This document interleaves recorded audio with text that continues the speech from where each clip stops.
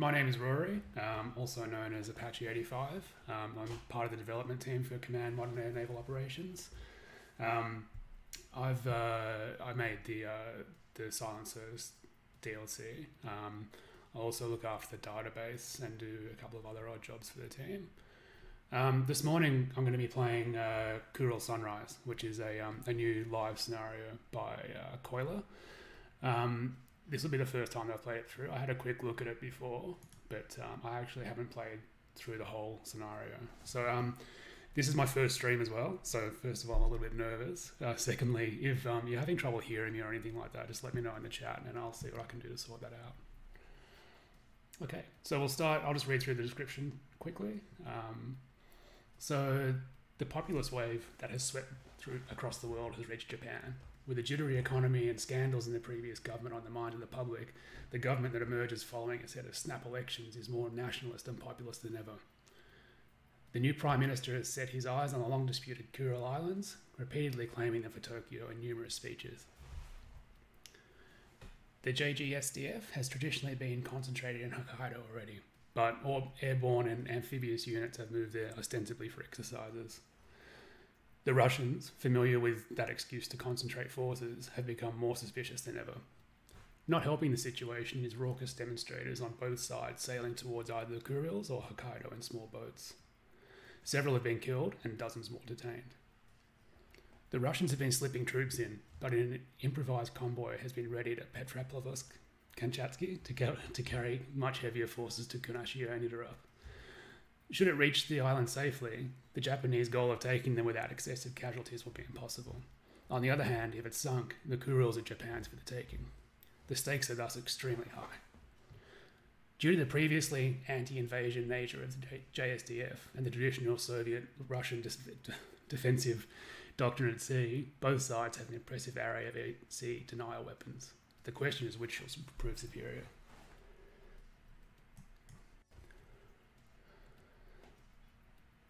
Okay, so I'll just turn the gain up a little bit. Sorry, you might get a little bit of background noise. How's that? Is that a bit better?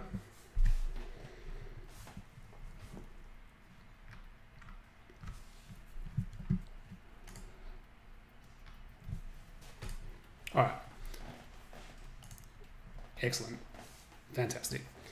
Good. So I'll read through the briefing for Japan very quickly. It's long, so I'll do my best to get through it relatively quickly. But I'm known to speak really quickly. So if I'm going too fast, tell me to slow down. Also, if you need me to speak up or if you want the music turned down or anything else, just let me know in the chat. So our briefing for Japan, our situation, is the government plan to seize the Kurils. The government plan to seize the Kurils has reached new levels of tension and drama. The Russians have been pulling out all of the stops to reinforce the islands. The United States has condemned us and blocked off some of our most modern units, and we as a self-defense force remain fundamentally unprepared for such a conflict. Some of it may be due to our own soldiers deliberately slow-walking the preparations, but a simple lack of parts and experience is causing more delays. Still, we press on. Enemy forces. The Russians have assembled a makeshift convoy of 10 civilian ferries at Petropavlovsk that has been spotted rounding the Kamchatka Peninsula. They have deployed radars and anti-ship missiles on as many of the minor islands as possible. Heavy surface-to-air missiles have been deployed on both Sakhalin and both islands, but appear to be under strict rules of engagement. While the JSDF and VVS are in a mutual tie-down in the west, we believe that at least one regiment of circa MiG-31s at Yelivozo and a detachment of both MiG-29s and Su-33s from the refitting Kuznetsov, running out of breath, on the hastily refurbished Burevestnik Air Base on Nidarov itself will contest the skies over the Sea of Okhotsk. At least one regiment of flanker derivatives has been spotted staging from Sakhalin, although we do not know its motivation. Enemy surface forces amount to one modern frigate and a number of Cold War surplus corvettes. The real threat are the submarines, the exact number of which we cannot determine. Not only are most of the Pacific Fleet SSNs deployed at Kamchatka to begin with in support of the boomers, but numerous Northern Fleet submarines have been making the long journey, including the Severodvinsk, the new Yasen-class submarine. What was a nightmare in 1905 is now trivial with nuclear power. That the US allowed them to cross the Bering Strait was a sign. For our friendly forces, for such an important mission, we have very few assets available. The reasons are mainly political and strategic. Politically, we have the problem of China being clearly ready to pounce on the disputed islands there, necessitating a huge array of forces to the south. Russian warning shots and the possibility of attacking the mainland, leading the government to keeping a huge number of aircraft and ships to defend it. The populace is anxious and divided and must be reassured. The United States blocking off joint bases, keeping them under lock and key and guarding them ferociously. This has cost us the F-2s at Misawa and the P-1s at Atsugi. Strategically, we are overcome by two main problems. The first is a desire to husband resources for the planned invasion itself, and not to squander them early while a second wave of Russian units strip mine from Europe and pounce. The second is that the invasion has been approached in a clunky, slapdash way. Not realising that the United States would block off the bases is one of the oversights. More mundane, but equally damaging, are spare parts issues and an institutionally defensive culture. We simply cannot maintain a high sortie rate at this time. In game terms, this means that the aircraft are in sustained mode without quick turnaround, so that's going to slow us down a fair bit. That being said, the amount of available forces consists of 2 squadron of F-15Js at Shitose, along with 1 of F-4s flown in, 1 squadron of P-3 Orions at, let's say, Hashinohe. If I'm pronouncing that terribly, someone please correct me in chat. So I'm going to call it Hashinohe for the moment. 1 division of destroyer escort in the Sea of Okhotsk. 6 submarines that have been pre-placed in Okhotsk already, a mixture of the newest Soryu and older but still capable Oyashio class. These are our main force, as our intelligence staff believes a direct sprint to the Kurils is the most likely enemy course of action. An additional Soryu class has been earmarked to guard the approach to the Iterup from the east. Do not move it north unless the convoy is confirmed sighted. For the execution, press the attack on the convoy and prepare for the worst. The convoy must be destroyed completely because Kunashi and Iterup must both be taken in their entirety. Leaving a single patch of land in Russian hands when the inevitable ceasefire comes will mean they can play the frozen conflict card for as long as they want. The length it will take for the convoy to approach the islands depends. It will take several days if they prefer a cautious approach, but little more than 24 hours if the Russians simply spread for the islands, so be prepared to not have much time. For command, we'll be commanding out of New Chitose Air Base with MCON State C. So MCON State C means restricted emissions. And if it doesn't, I'm sure someone will correct me very shortly. Okay, so we'll get the scenario started. You can see here that detailed gunfire control is off, unlimited base magazines are off, so we're going to have to be careful with our ammunition expenditure. Aircraft damage is off, and night and weather effects are off, so we're not using that just quite yet. Duration is 3 days. Okay, so one of the first things I'm going to do is I'm going to clear out all of these reference points that I'm not using. There is one mission set up, which we'll have a look at in the mission editor. There's one mission set up for the airborne early warning, which I'm going to leave the way it is. But all of the other reference points around here, I'm just going to clear them out so that I don't get distracted with them later on or confused. So there we go, just pressing Control-Delete to get rid of them. We'll do a quick tour around and look at the forces that we've got available. So here we've got an escort group, which has got 3 units. There's the Abakuma, the Matsuyuki, and the Tone. I'm not super familiar with Japanese forces, but looking at their weapons layout, they've got decent anti-surface capability with 24 harpoons. They've got pretty old surface-to-air missiles, the Sea Sparrows. Pretty decent anti-submarine rockets, the Azeroks, and the rest is all just sort of guns and decoys. So the Sea Sparrows are a bit concerning, really. I mean, I know that they're not super effective at air defense, so I'm going to try and keep the escorts back, and they can be our sort of backstop. So what we're trying to do is prevent the Russians from getting into some of these islands down here. So the submarines, as indicated in the briefing, are going to be the main force. And I think I'll have this escort group just sort of holding back as a bit of a backstop motion.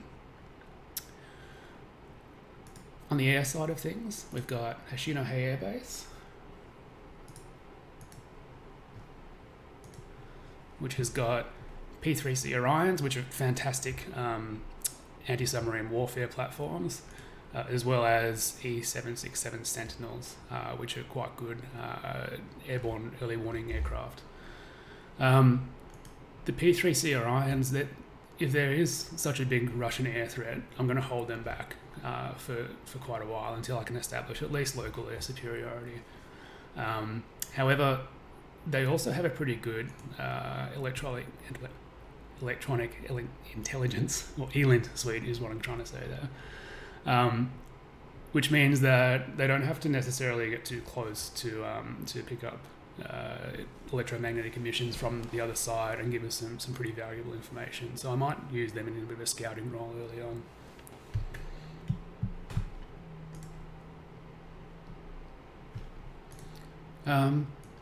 So yeah, we can see there that they've got ELINT with over the horizon targeting, 500 nautical miles. The early 1980s technology, that doesn't sound fantastic, but in terms of ESM sets, that's actually pretty good. It'll do the job for picking up most sort of older and most modern radar emissions. We've got lots of surface-to-air missiles around our bases, so hopefully they'll be well prepared in case anything slips through.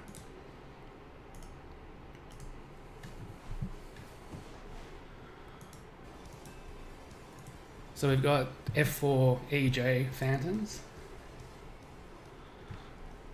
Phantom 2 Kais. So these are carrying an ASM, so an anti-ship missile type 2. Something I like about the way the Japanese weapons are designated, at least in English, is that they're pretty self-descriptive. You know, ASM-2 means that it's an anti-ship missile, and it's probably the second kind they've really put into production. So it has a maximum range against surface targets of 75 nautical miles. That's some pretty good standoff, especially considering that we're going up against primarily civilian ferries in this scenario. They're our main objective.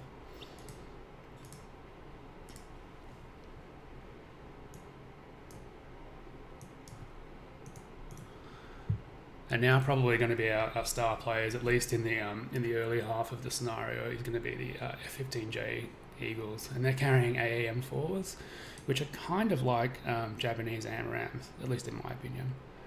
So they've got a range of 75 nautical miles. They're a active radar homing with terminal guidance and all aspect data link and mid-course updates. So that I'll explain a little bit more when we start using them, but we've made some changes to the way that ARH weapons work recently, so they work a little bit differently in the past. And I think it's a much better way of implementing it. It's much more realistic for sure.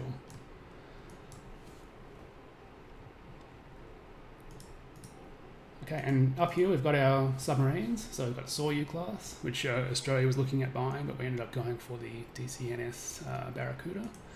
So the Soryu is a diesel boat with AIP, which is air independent propulsion. That means that they can actually stay underwater for quite a long time. Generally with diesel boats, they will need to surface to ventilate and also to recharge their batteries. The AIP have a limited oxygen generation capacity, so they can stay underwater for a lot longer. And also, obviously being air independent propulsion, they can use that for propulsion in an emergency as well. One of the changes that's been made recently to Command is now that we implement periscope sensors independently. So it used to be just a Mark 1 eyeball, which was giving us okay results, but it wasn't super accurate for more advanced submarines. Now we implement periscopes as discrete sensors. So you can see here the CM010 is actually the periscope, and it's made up of 4 different components there.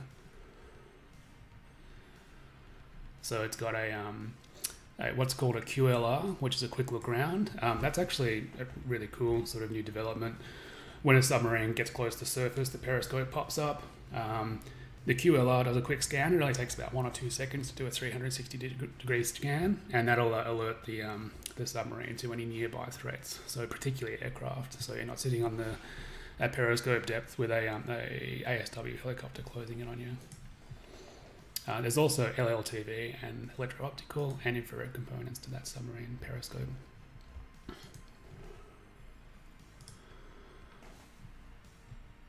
Okay, so it looks like we've got a Russian airbase there. There's also one up here, and another one at Iterup, Bruvisnik. So that's going to be our main objective here, is to keep the Russians away from this particular area.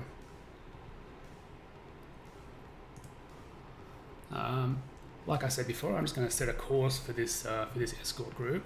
I'm going to keep them probably hook them around to the east there, but I'm not going to set them to be moving very fast. So probably about 18 knots. I might even slow them down a little bit shortly. We'll see how they go over time. The main reason is I don't want them getting too close to enemy air assets, because they haven't got very much in the way of anti-air warfare defenses.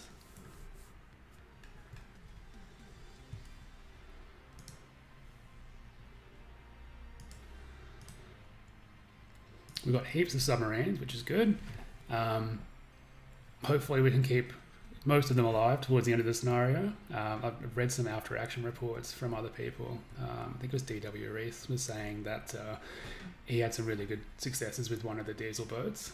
So let's see if we can emulate that.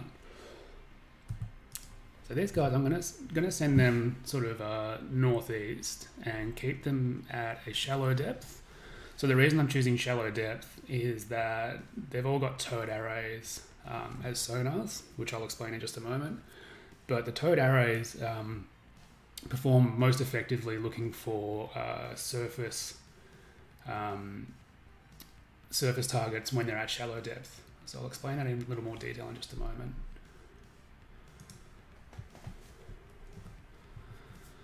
And that's right there. Merrimack's just mentioned that some of the developers are previously part of the Harpoon community. So I fall into that category myself. So after making a couple of scenarios, Warfare Sims approached me and asked me to help them with a DLC, which I did and really enjoyed. And shortly after that, I came on board as a member of the development team. It's been a really interesting 12 months. Still learning the ropes, but hopefully getting better and better all the time.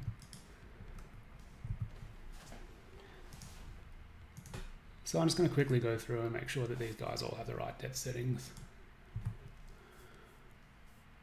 So shallow, and I want them to creep. I don't want them to move particularly fast for a number of reasons. The main one being I don't want them to deplete their batteries. The other being that the faster they move, the more noise they're going to make, and the more likely they are to be detected and then destroyed.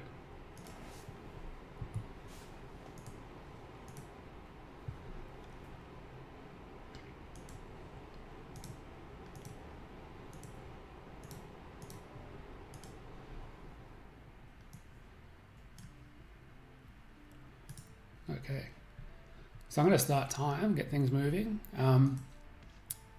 A lot of people like to set up... Okay, that's obviously way too loud. I'll turn that down for you guys.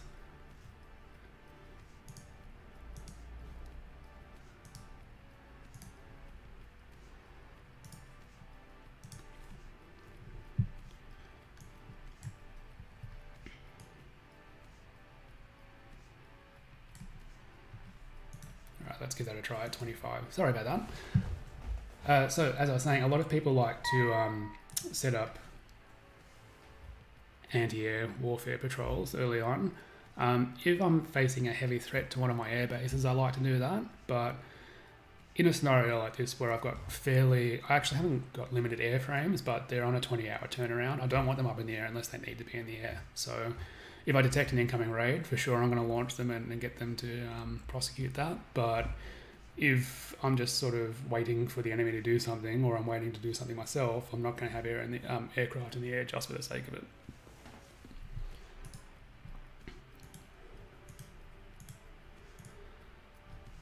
So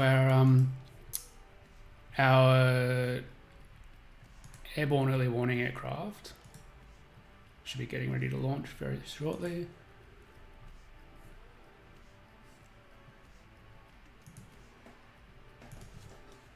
I just need to make sure I didn't automatically launch the scenario in editor mode. It's because I do a lot of scenario development, it's like second nature muscle memory for me to launch it in editor mode. Okay, so they're just taking a little bit of time to get airborne. They should tick over in the next minute or so and then launch.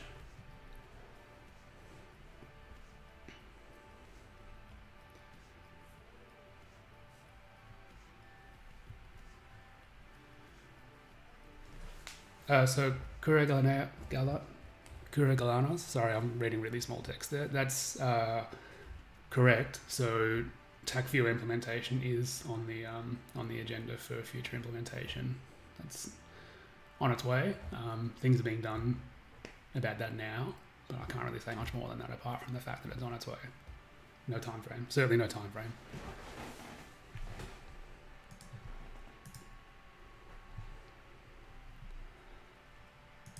For people who aren't familiar with TACView is a piece of visualization software. So it basically takes the data from either a game like a flight simulator or command, and then it puts that into a visual sort of representation. It's pretty amazing, actually.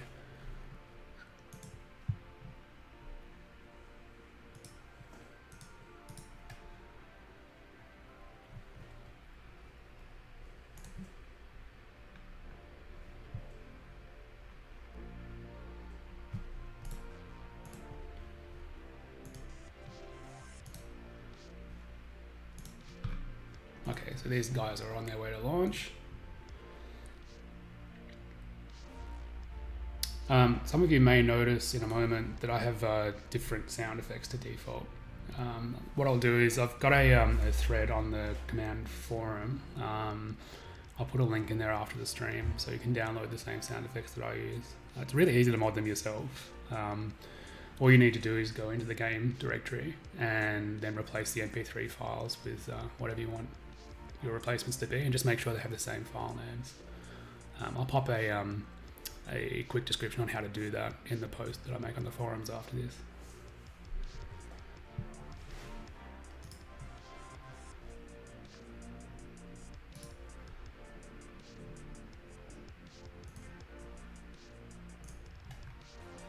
Ten seconds.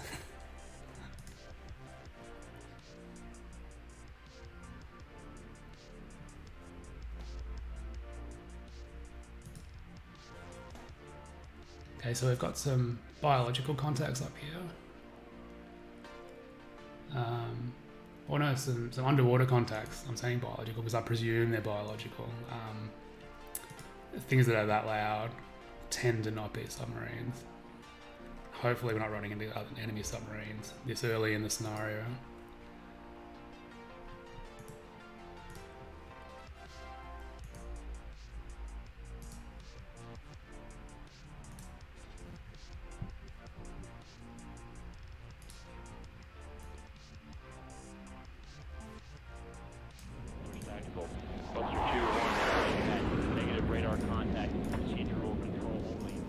Okay, so that's our airborne early warning aircraft up in the air.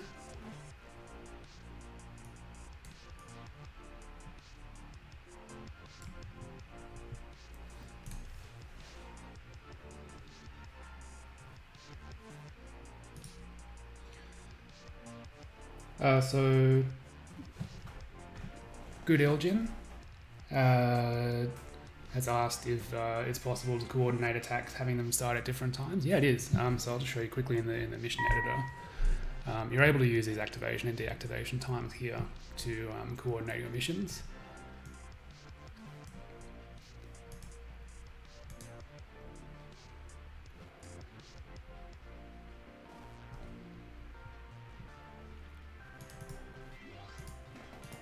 Okay, so things are sort of moving along now. Just gonna start up.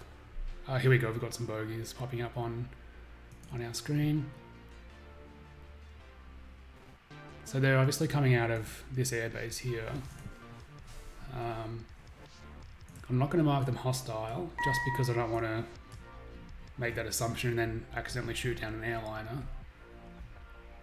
So I'm gonna mark them as unfriendly, which means that I'm pretty sure that they're not friendly, but I'm also not going to fire on them automatically.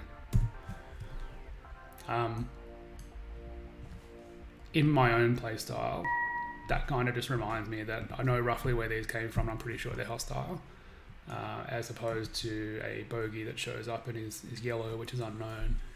I'll treat that a lot more cautiously. Like, I'm not going to fire on that unless it's acting aggressively.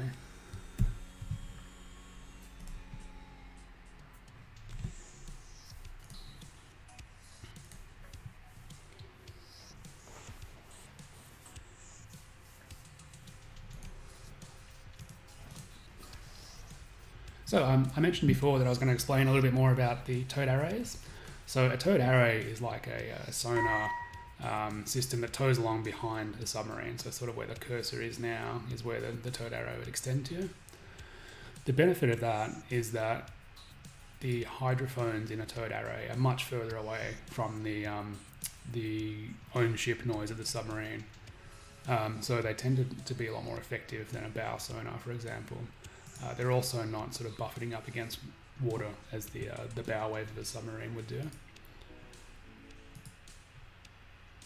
When we use a towed array, we're more likely to have a range that's going to include convergence zones. So convergence zones, I'm not fantastic at explaining this, but I certainly misunderstood them when I first started playing Command and first started playing naval simulations. Initially, I thought that they detected everything that was in the circle except for these shaded zones, but it's actually the opposite. So a convergence zone is these ring-shaped sort of zones around a submarine or other vessel that has a towed array or a powerful sonar, and essentially due to the way that sound moves through water, sounds originating in these areas actually converge on the area of the submarine or the other unit. So let's say that there is a surface vessel here. Because it's so far away from a submarine, we're probably not going to hear it unless it moves into one of these convergence zones. And if that's the case, then the sound will actually bend through the water and then reappear here and also reappear here. And that allows us to hear things that are really, really far away with a towed array sonar. One of the downsides, or one of the shortcomings, is that when we hear a convergence zone contact, we don't know whether it's in this shaded zone here or in this shaded zone here, but we will know roughly what bearing it's on. So they're good for knowing that something's out there in the distance. If you have more than one convergence zone, though, there is more than one possible location for that contact.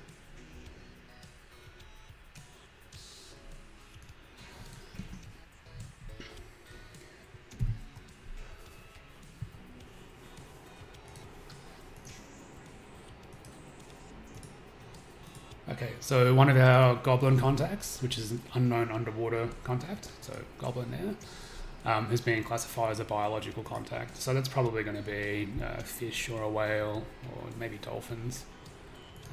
Got another one here. So some of the characteristics of these that will help me identify them in the future is they move quite slowly. So they're moving at 1 knot, which even for a very old diesel boat is pretty slow. And their depth is minus 440 feet, which usually with a biological change fairly regularly.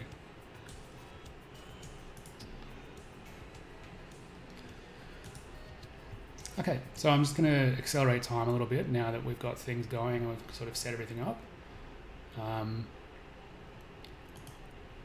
Before I do that though, I'm just going to make sure that my message log options are set up so that if we have a new underwater contact, which is, you know, potentially an enemy submarine, or a new surface contact, which is, you know, potentially our target, and certainly a new weapon contact, if any of those occur, then it'll raise a pop-up which will stop time compression and allow me to respond immediately.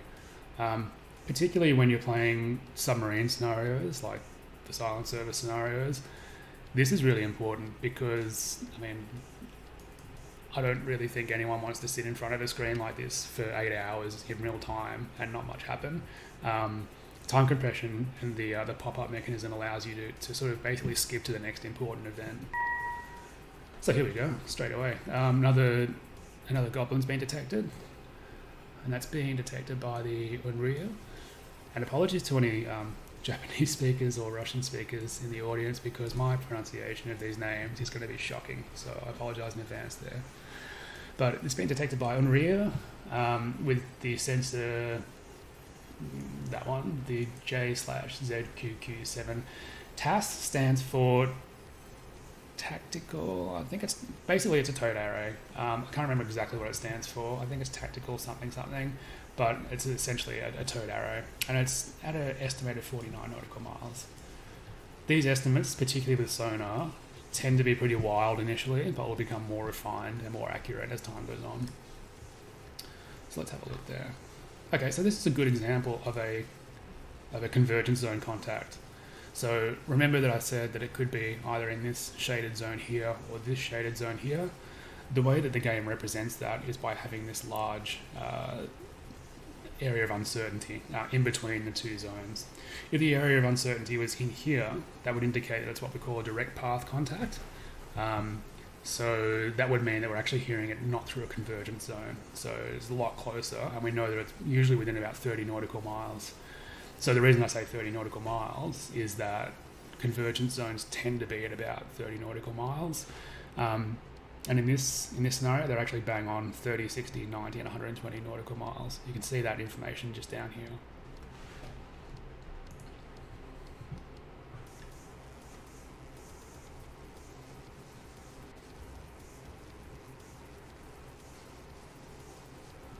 So someone's asking about the background music. So the background music is actually, this is not from the base game. This is just something that I've put on in the background to cover me being silent every now and then, because this is my first stream, and admittedly I'm probably not the best streamer in the world.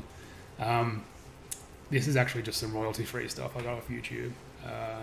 If you guys like, I can put a link to it in the forum post that I'll make after the stream.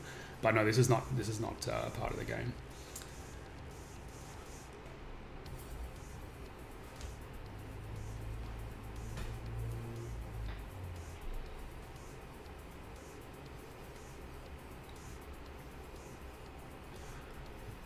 On the music, however, you can actually just add to the music folder. You can just add whatever music you like, and the game will play it at random from the folder. So that's one way to sort of mod your own music if you prefer.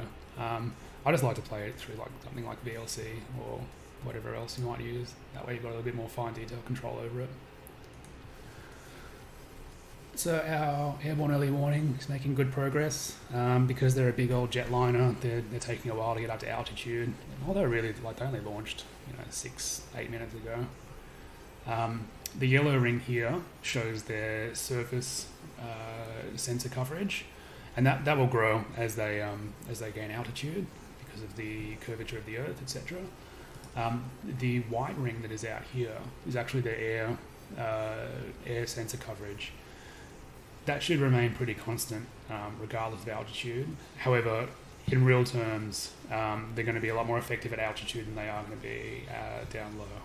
The reason for that is that if they're down low, they're only going to detect targets that are up high a long way away. Whereas if they're up high themselves, they'll be looking down and they can detect low-flying targets much, much further away. So someone's just asked if I plan to kill them with subs and then keep the air and surface in reserve. I haven't really decided yet. I think probably my intention is to detect them with subs and localize them with subs. If the opportunity presents itself to destroy them with subs, I'll definitely do that. There is also a squadron of F4s that are outfitted with air-to-surface missiles, and the air-to-surface missiles from the aircraft are probably going to be my primary intended method of attack. So in the short term, I'm going to wait for my airborne early warning to get on station, and then once that's on station, just over here, we have better radar coverage of this area, then I might launch some offensive anti-air ops.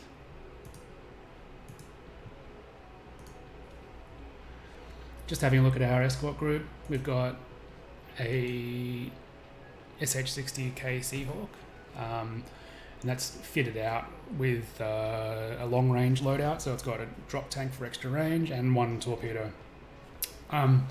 Because we're on sustained air ops, it's going to only launch once every 20 hours. If it was on more regular ops, I might consider putting it up as a screen to screen the escort group there. But seeing as it can only launch once every 20 hours, I'm going to hold that back in reserve, and really only launch it if I detect something that is close by and a real threat, and I'm pretty sure it's a submarine. Because we've already seen that there are a few underwater contacts out there that are not actually submarines. Which is very true to real life. So during the Falklands War, there's some reports that a lot of sea life died to torpedo attack. I'm not sure about specific instances, but yeah, apparently a lot of depth charges and torpedoes were dropped on biological contacts during the Falklands.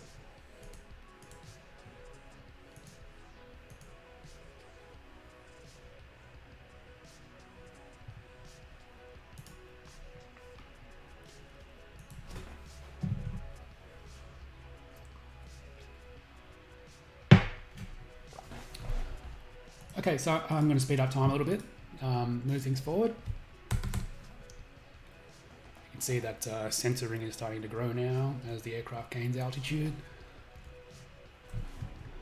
These guys up here aren't really doing too much, so I'd assume that this is their patrol zone around here, because they're moving at loiter speed, 350 knots. And these guys have just come on station by the looks of it. One of the newer features that's been added in the last, I'm not sure, probably 6 months, maybe a little bit longer, is this item here that shows you what the last detection of a particular platform was by. In the past, this information wasn't available, so you kind of had to guess, who's able to detect this platform and how. But now it's clearly explained that it's detected by the JFPS-4. If I click that, it opens up their database entry and it highlights the particular sensor. So it's a long-range 3D air search radar. And that particular one, yeah, that's it there.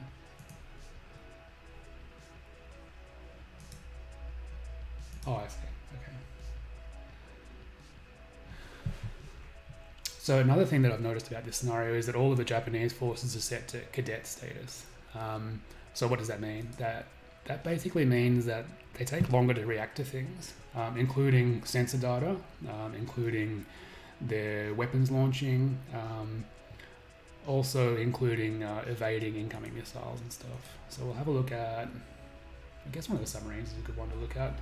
We'll have a look at their database entry.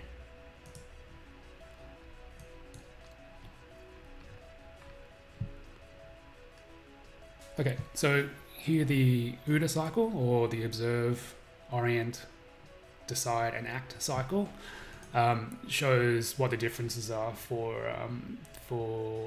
different proficiency levels. So whereas a regular submarine would take 12 seconds to perform targeting, the cadet submarine is going to take 15 seconds.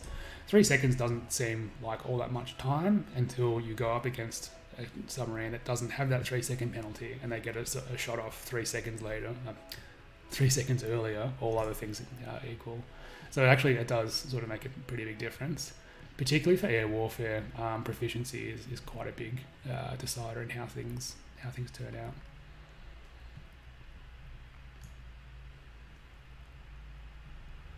I believe also that for air warfare, proficiency affects evasion, so there's a modifier on the evasion scores based on proficiency. You can actually have a look at all of the game calculations, not all of them, but a lot of the weapon calculations, etc. By clicking on these boxes here in the message log under the options. I turn those off because I find them quite distracting, and also it tends to clutter up the message log. I find all of this information here is quite valuable, and when you have like 4 lines of weapon calcs for every single missile and there's 100 missiles in the air, you will miss all of this information quite quickly. It's really good for development work and for like figuring out game balance and all that kind of stuff when I'm making scenarios, but just for general play I'll turn it off because I find it a bit distracting. It's also easy to focus on that kind of stuff when you have a near miss, or when you have something that you expected to work not work, and you see the actual random number pop up there, and you know it's pretty easy to feel cheated by it when you get a bad score, but it's just random, so I tend to turn it off. It's a bit distracting.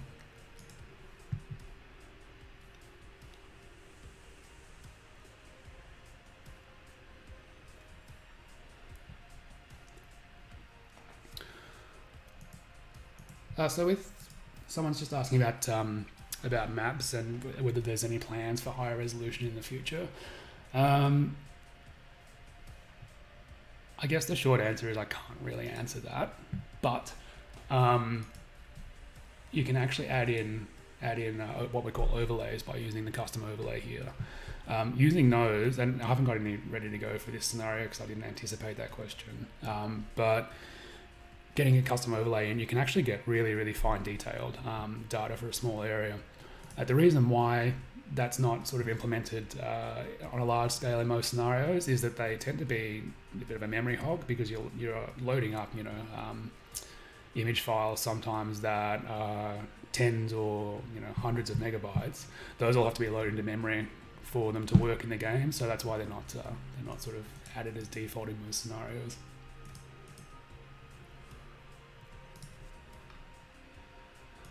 But of course the option is there, and particularly for things like air bases, for objectives, they're quite useful. I certainly use them a lot in development. So when I'm making a scenario, I will pop down an overlay and then use that to place things at the exact position that they are in real life. And that's how most of these air bases are laid out by the people that make the installation files. So you'll see here that this kind of looks all random until you factor in that this is probably, aircraft tarmacs, more tarmacs. These will be hangars around it, So someone's actually loaded up an installation, an overlay, and then gone down and plopped all of those objects exactly where they are in real life. So it allows you to get a high amount of fidelity for your scenarios.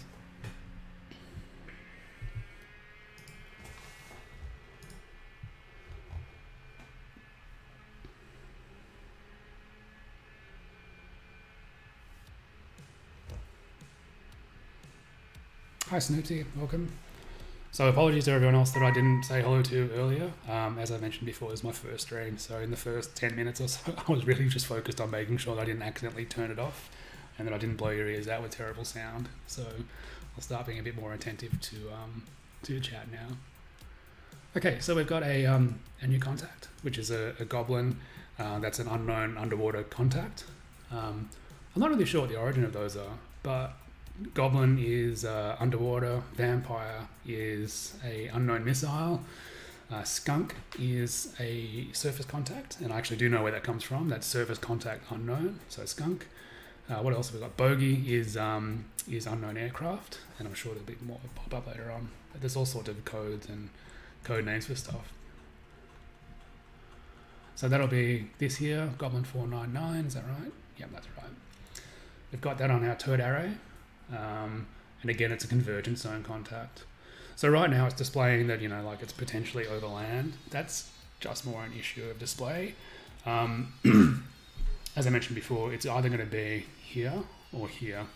And considering that there's a big chunk of land in between us, I'm going to say that's probably there. So that biologic contact is probably sitting right there.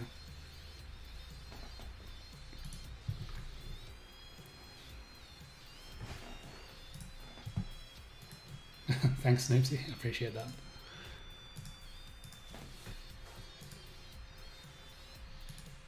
Okay, so airborne early warnings, almost on station. We'll speed up time again, wait for them to get a little bit closer so we're getting some good coverage of the area, and then we'll do some offensive anti-air ops using Area 15Js.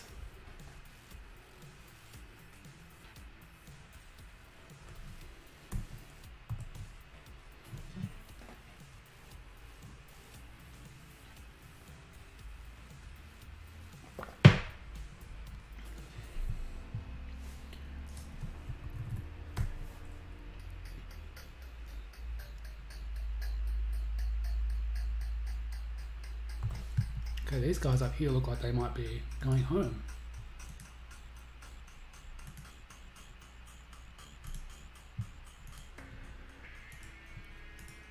So one of my one of the things that I realised through playing some scenarios that I actually found quite difficult initially is that just because the enemy is there doesn't mean you necessarily need to go out and get them straight away. Wait for an opportunity that suits you. So only fight when the odds are in your favour, if possible. Why I mention that now is that if these guys are sort of bingo and heading home, this is a fantastic opportunity to send out some aircraft to get them while they're low on fuel, they can't evade effectively.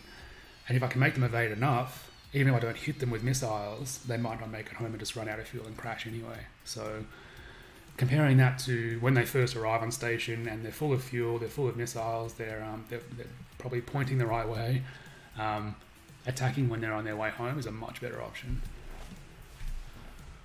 But no, it looks like they've turned around. So that's probably just their patrol zone is oriented northeast, southwest, rather than them going home.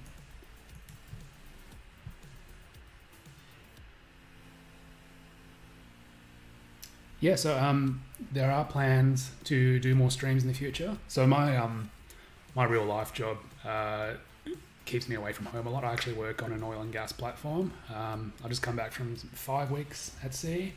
So I'll be home for about 7 weeks. The idea is to do some more streams in that time. But one of the things about working offshore is that my schedule can be a bit unpredictable. But certainly, I mean, I'm enjoying myself so far. And if you guys are enjoying it, then definitely I'll do more streams.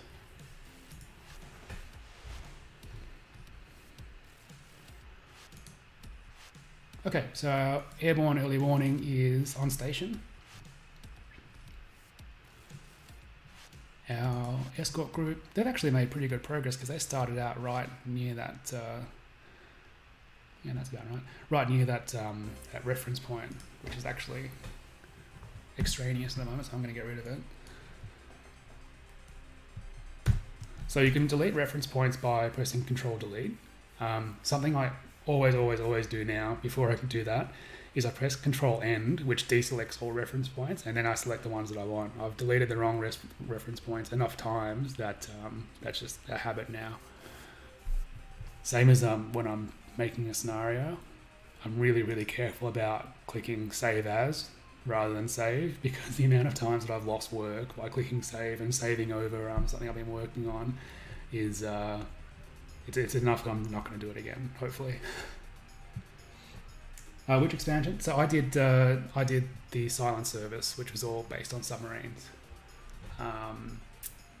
One of the things I did for that is just sort of modelled submarine communications as best I could using Lua, which is the scripting language that Command uses. And believe it or not, I actually knew nothing about Lua. I'd really not even heard of it when Command introduced it. So all of my Lua knowledge is from Command. And just a couple of free tutorials and the odd book here or there. So it's really easy to learn. I have no programming background whatsoever apart from working on Command, and now learning other languages and sort of getting more involved with the way things work on a deeper level with the program.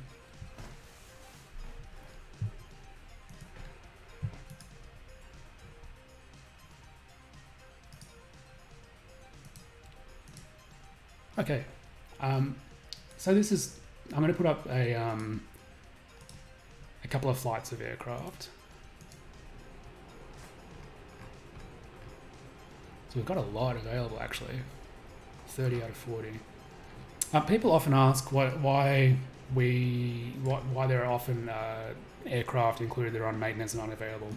The answer for that is that in the real world, in a squadron, you might have 20.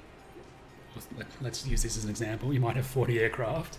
Not all of them are going to be available for operations at one time, and usually, about 66 to 75% of them will be operational at one time. The best way of representing that in game is to put the rest on maintenance. Considering that it may not be the same aircraft that are on maintenance the whole way through the scenario, this is a good way of surrogating in that this aircraft squadron is at 75% readiness. They're able to fly 75% of aircraft at a given time. As to why you would include the ones that are on maintenance, and put them actually in the scenario. It's good to have them there, especially when you're attacking an enemy airbase. These will often contribute to points, to attrition, to other things as well when they're destroyed, so they're there as targets. And they also take up space, which is another important factor. So if I wanted to move in, let's say, another huge squadron or several squadrons there, these aircraft that are on maintenance are actually taking up parking bays. So I'm not able to put aircraft there, and it kind of limits things to what's possible in the real world.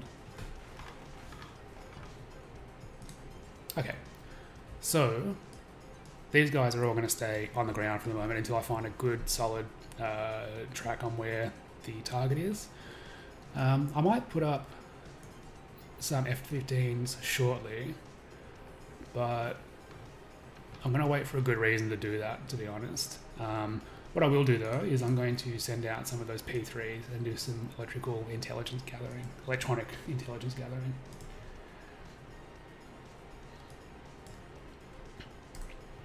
So I'm going to launch 2 of them. I've just selected both of them and clicked launch individually, which will launch them individually rather than as a group. Generally for maritime patrol aircraft and recon aircraft, you don't want them in groups. There's no real benefit in having 3 P3s flying in a formation, whereas with a fighter group, you're probably going to want them in groups.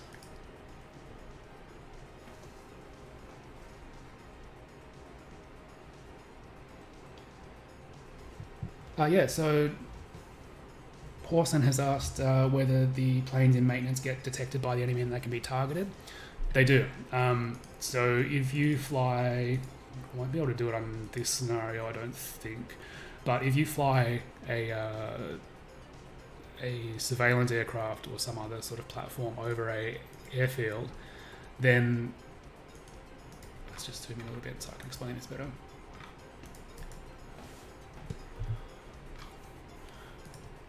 Then it will give you intelligence updates on what aircraft are visible, and the aircraft on maintenance counter that.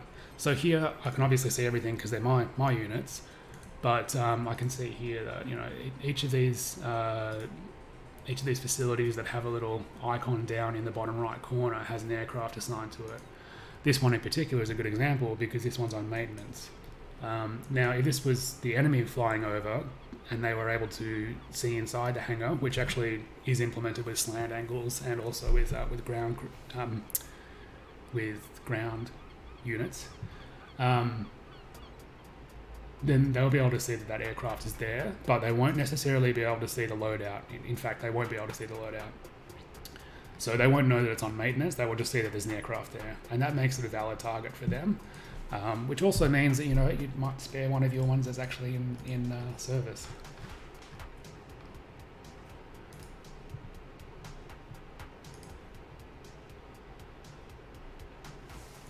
I was going to see how long these guys are going to take before they get on station. 7 hours. Okay, I'm happy with that at the moment. I really probably don't want them getting much closer than about there for the moment. And considering what they're trying to defend, I might actually move them more over to the east. Although that's putting them closer to another airbase, and I don't know what's based there. Let's have a look at the briefing.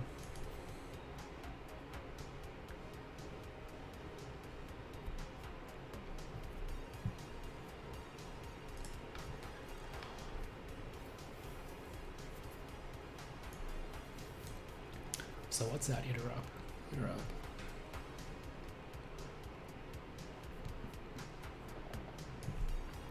MiG-29s and Su-33s. So these are from the refitting Kuznetsov. So they're going to be carrier-capable aircraft. Now, one of my big weaknesses as a command player is that I'm not very familiar with Russian aircraft, and probably not that it's relevant for this scenario, but even less familiar with Chinese aircraft. I know that MiG-29s are pretty much like multi-roles, pretty comparable to F-18s or F-16s. Probably more F-18s, I think they're twin engine. But the Su-33s, I know that they're bad news in that they're pretty dangerous, but I really don't know that much more about them. So that said, what I'm going to do is I'm going to have a look at the scenario platforms. Buster 2-1, negative radar contact. So that's our P3s in the air.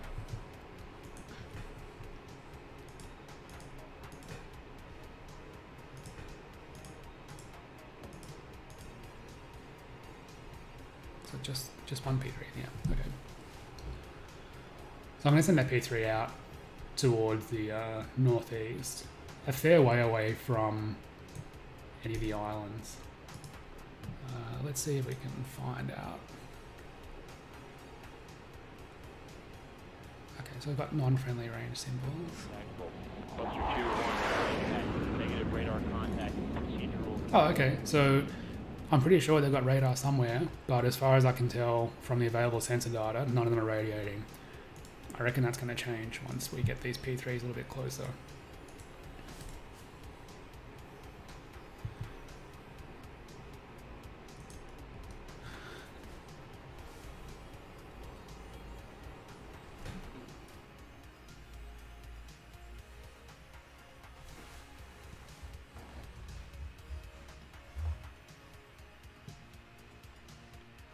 Ah, cool. So someone's mentioned that the Su-33s and MiG-29s don't have much of a long-range surface capability. So that's reassuring. Newhouser? So Newhouser also mentioned that it's probably not a fantastic idea to move these surface groups, I believe he's talking about, that far forward. You know what, I tend to agree. So I'm actually going to slow them down a little bit. So they're going to move at 10 knots. I'm also going to set up their formation so it's more to my liking. So I'll just press the F4 key to bring up the formation editor.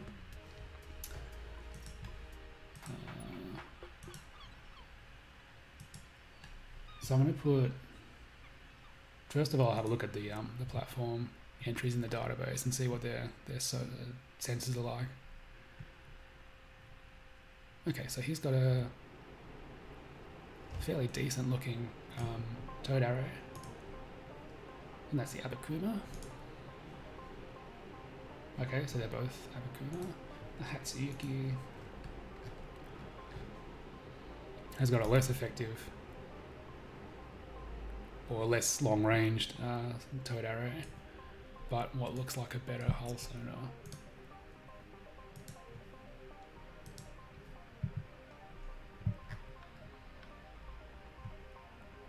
Yeah, okay.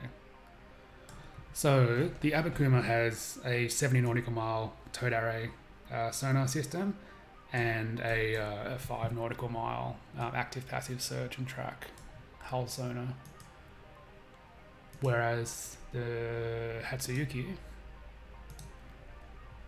has 20 nautical mile active passive search and track and a 40 nautical mile passive towed array sonar. Not looking at whether, I mean, they're both late 1980s for the towed arrays, but not looking at individual effectiveness, just that these guys have a much longer range.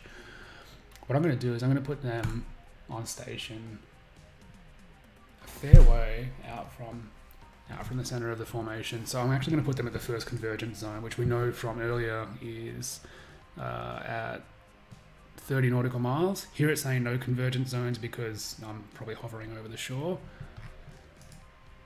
Yeah, okay, so there we can see 30, 60, 90, 120.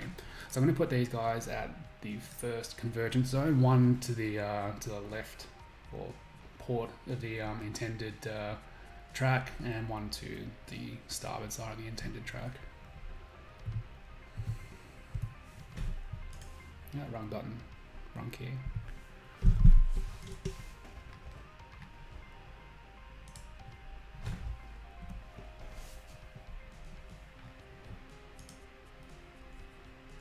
Maybe in 1 second. Yeah, okay. So yeah, they're actually all in really close to each other, which is good for anti-aircraft defense because they've only got short-ranged air defenses, but it's not particularly good for ASW coverage because the sound from each ship is going to interfere with the other ship's sonar coverage.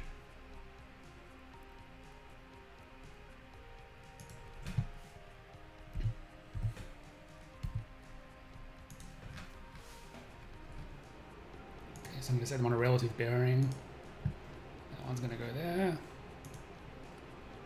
And this one's going to go up here. I'm also going to put them on sprint and drift.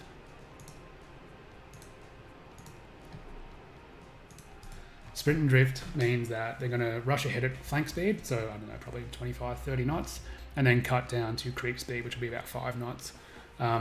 What that'll do is they'll make up ground when they're moving at flank speed, and then when they're drifting, waiting for the rest of the force to catch up, that's when their sonar is going to be working at peak effectiveness. So I can get rid of those reference points.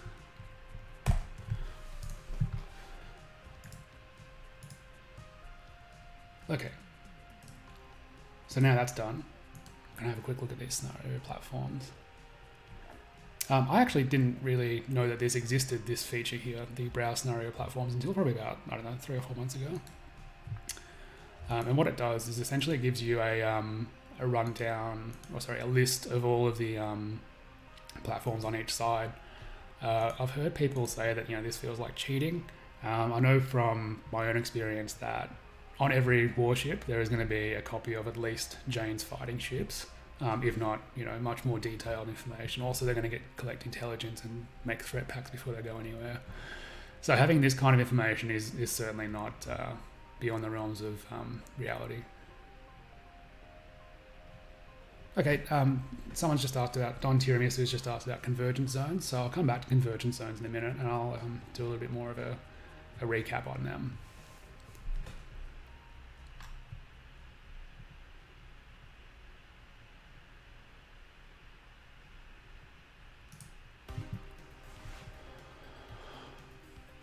Okay, so Mainstay is the aircraft that's like a Russian AWACS. What's their range? 215 nautical miles. Okay. That's going to be an issue if we start radiating. They're going to be able to pick up any radiated signals from a long way away. The Midas. Oh, okay, a tanker. Be nice if we had tankers. Our aircraft are on a 20-hour turnaround, so having tankers would actually be really handy to prevent them from landing, although not super realistic. If you're keeping a fighter aircraft in the air for more than, I don't know, I guess 5 or 6 hours, the pilot's not going to be very happy.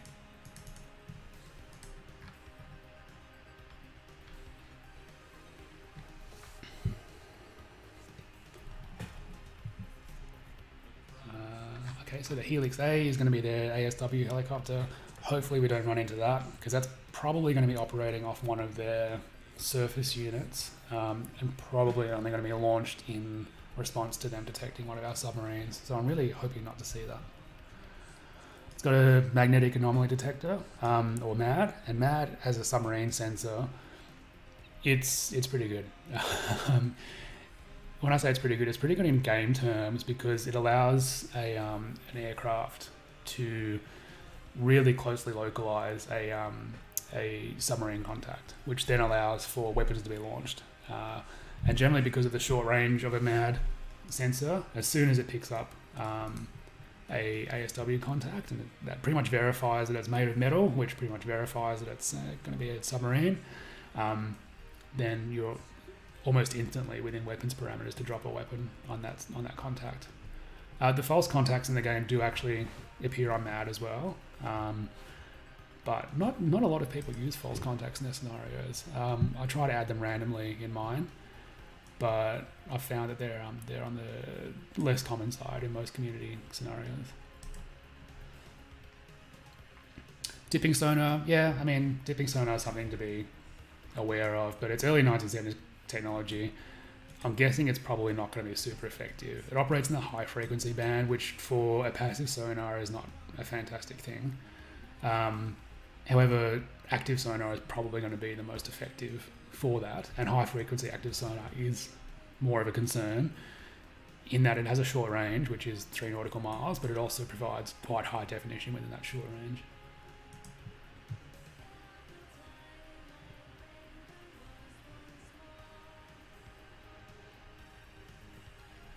So PS359 has asked why I don't kill the helicopters with my F-15s. If they're close enough, I will. But we're probably looking at 458 nautical miles. So if I launch an F-15 straight away on detecting them, a helicopter that is, it's still going to take half an hour at afterburner speed and probably an hour at cruise speed for the for the fighter to be on station to attack the anti-submarine helicopter. So, and that's as long as they don't get jumped on the way by these other guys. So hopefully we are just not going to run into them at all. If they do launch and I've got a clear corridor to get in there and take them out, I definitely will. But it's not going to be plan A.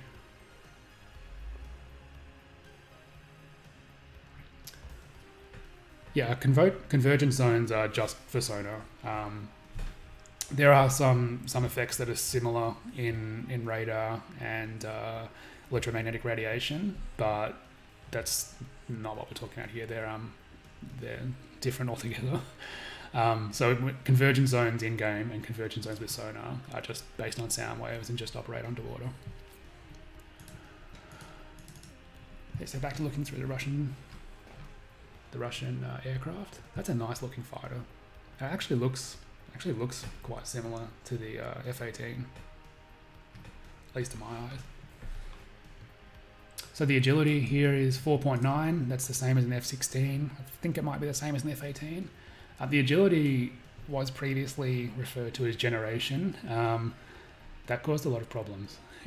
In that people took that to mean the generation of the aircraft, and that's not at all what is intended by the agility / generation entry. It basically, that's why it's been renamed to agility. It basically refers to the agility. So these are quite agile, same as a F-16 or an F-18. Typically, let's see if we can find something else. So you're looking at something that maybe is less agile. So yeah, okay, a MiG-27 Flogger has an agility rating of 3. And yeah, you can see why. When you look at it, it's more of a attack aircraft sort of configuration, whereas the Fulcrum is obviously designed for high performance.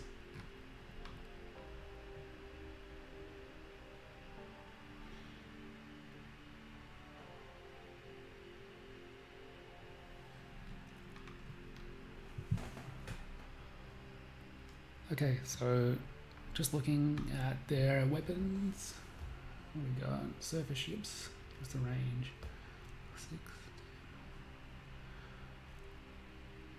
Okay, so they carry an anti-radiation missile with a range of 60 nautical miles. I'm not too worried about that. I mean, if they go after my radars, that could be an issue, but I've actually got a airborne early warning aircraft up, so I'm not too worried about that. Although with their anti-aircraft ability, if they go after the AEW, then I'm going to have a tight time protecting it. Especially if they make a concerted effort. The Foxhound.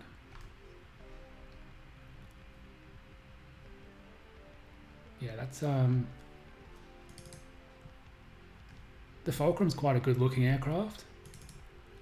I think the Foxhound seems to be a more utilitarian design, to put it one way. Very, very boxy. It's kind of cool in a way. I believe there was a movie made about this aircraft when it was in development called Firefox with Clint Eastwood. I really like 80s movies, particularly like 80s action movies, and that's a good one. Really corny.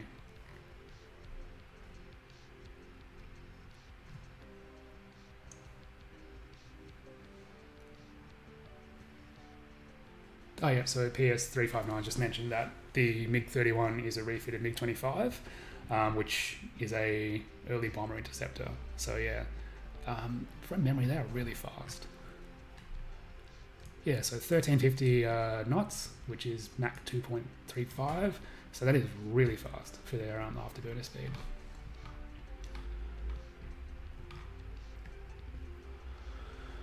And they only carry anti-air loadouts. Okay. Which would make sense for them being a interceptor. So if they come after me and I try and run away, I'm probably not going to get away. I mean, it depends how far away they are, but if I try and run away, it's going to be a lot less likely against them.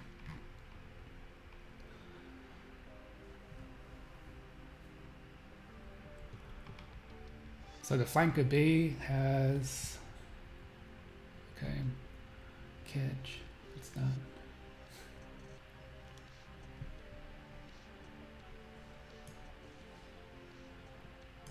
That KH-29 sounds familiar.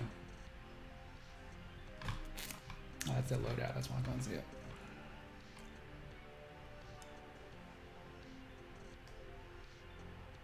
Okay, so only 6 nautical miles, that's not too bad. By the way, game time is ticking over in the background while I'm looking at this. I find that looking at the database is a good way to pass time. In the scenario, you learn a little bit more about what you're going up against, and also, you know, time passes in the background.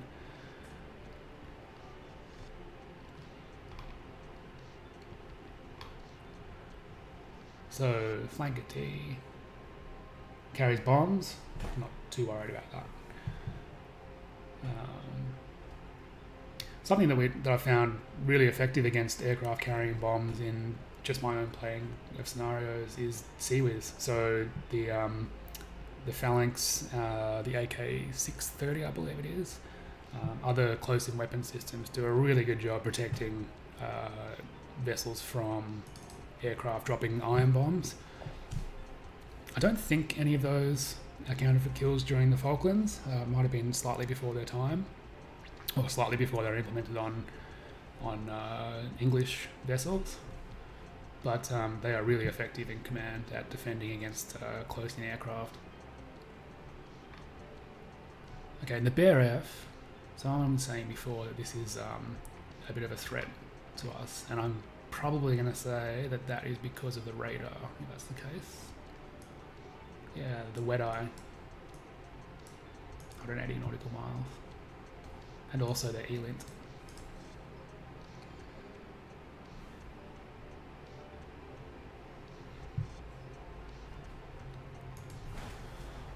Okay. So while I've got these two Orions up here, there's a reason why I've offset them, and that is because if they both get a detection on the same emitter using their ELINT, they can actually automatically determine a more precise position using triangulation. So when that pops up, it'll be more apparent, but that's why I've got two up and I've got them headed to different spots. And then they're going to both cruise up here, up this way. We've got some Russian satellites flying around as well. So these are optical, ELINT, and I'm probably going to say that stands for synthetic aperture radar, not search and rescue.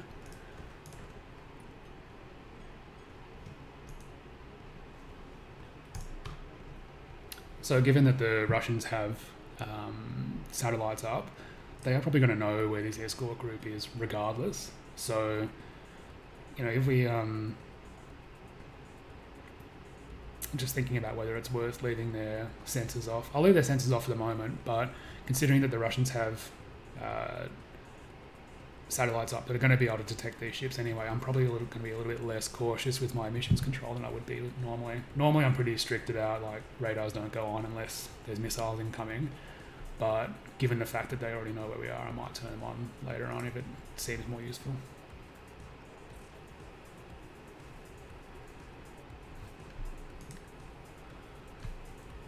So there's a lot of enemy aircraft, or, you know, unfriendly for the moment, but what I'm pretty sure enemy aircraft hanging around nearby. I've just activated time compression to speed things along a little bit.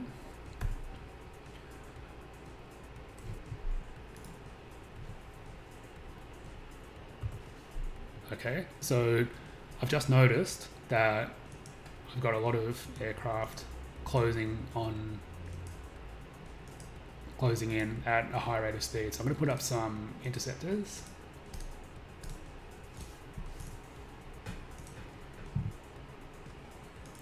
Put up probably 3 flights of 4, just considering that there are so many aircraft inbound.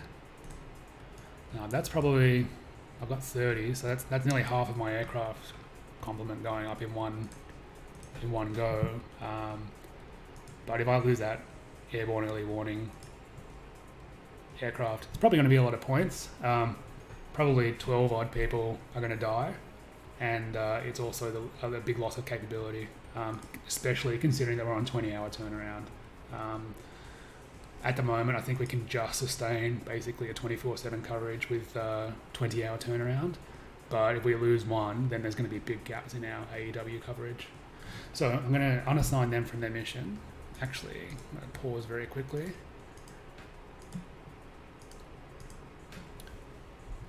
I'm going to deactivate their mission so that nobody else launches automatically. I'm going to start time again. So by unassigning that aircraft, if there was other aircraft assigned to that mission, they would automatically launch. So I don't want that to happen. I want this to head south. I want it to head south as quick as possible. And just like that, they've turned around. They must have heard me talking about what I'm going to do to them. So I guess this is probably a good opportunity to do some offensive counter air, because if that had been a raid, I would have been in a bit of trouble. So let's go and clear out some of those guys. So I just reassigned that aircraft to its mission. I can now reactivate the mission. Oh, here, let's just have a look at.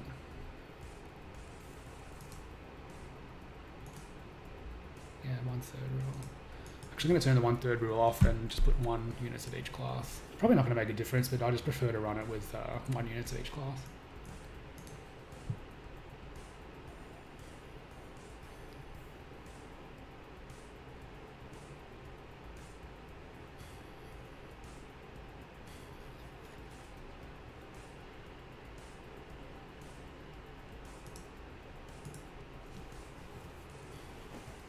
Oh, okay, yeah, so be careful. I will be careful. It's going to be a pretty short stream if I get obliterated quickly. Although, I mean, you know, if I lose the air war, that's not ideal. But our main objective is to get that convoy. And I think these guys are actually homing in on the radar signal, because when I turned the radar off, when I unassigned that unit, the radar went off. Then they turned around. Now that the radar's back on, they're more interested again.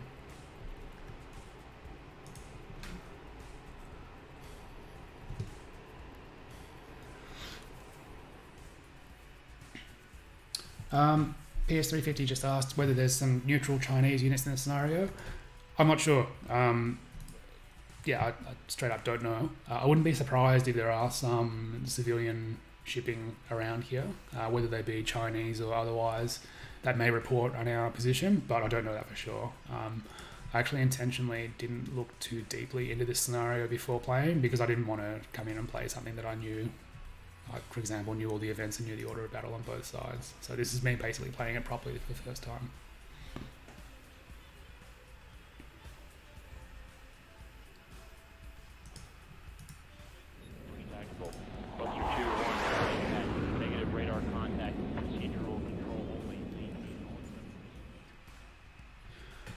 Okay, so we've got 8 of our F-15s in the sky, in the air.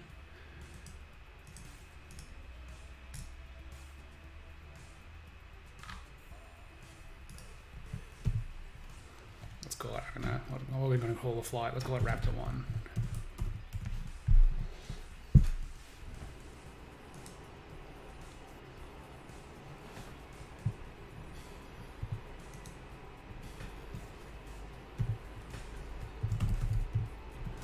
Make this Raptor 2. Negative radar contact. Procedural control only.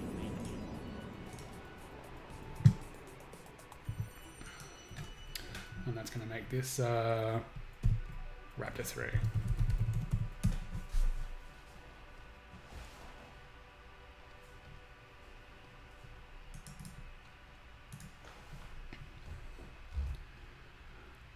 So you may see that I'm putting a bit of distance in between the aircraft there. That's essentially to allow me to concentrate my forces on the aircraft that are opposing me, while they have to basically pick a target and stick with it. I'm going to do that at a smaller level as we get a bit closer, so I'll probably split my groups of 4 up into 2 groups of 2, and then do a similar sort of splitting maneuver. Depending on what's going on, I might also split them up by altitude as well. That will allow me to hopefully focus their attention on one group or 1 or 2 groups, and then allow me to flank with the rest of the groups.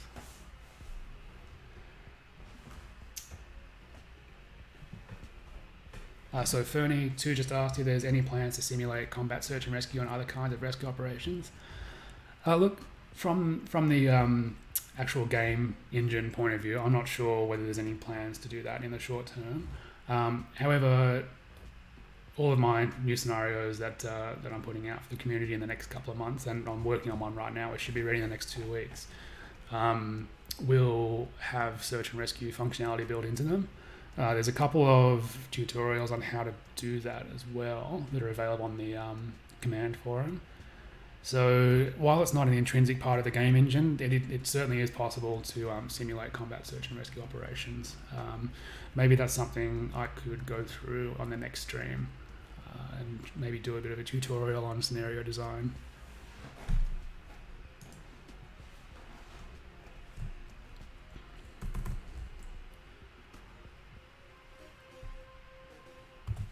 I reckon these guys are going home.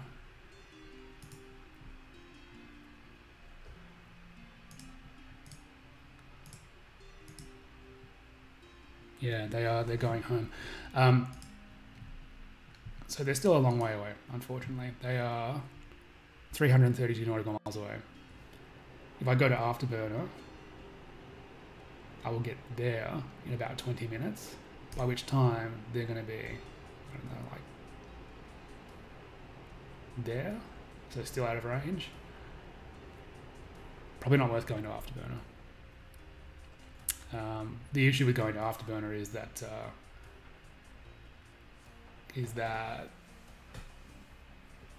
they are going to run out of fuel, and if they run out of fuel and have to turn around, then they are easy pickings for the bad guys. Well, not the bad guys, the Russian Air Force. The bad guys in this scenario, but the Russian Air Force is who I'm referring to there.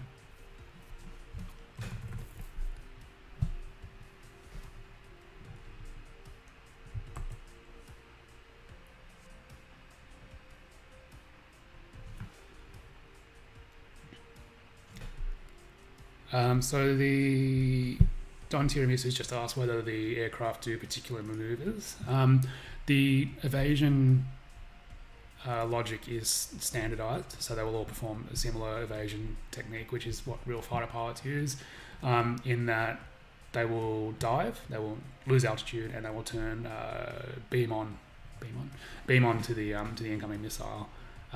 With the changes that have been made to active radar homing missiles, this is actually even more effective now, probably because it's simulating real life a bit closer.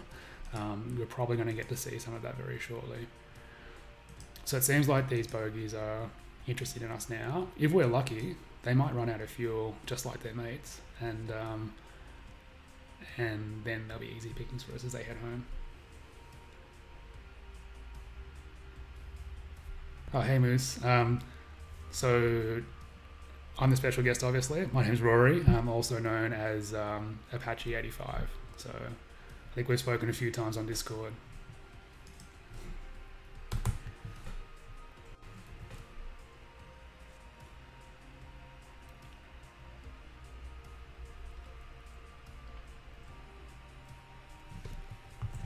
Okay, yeah, they're definitely taking the bait.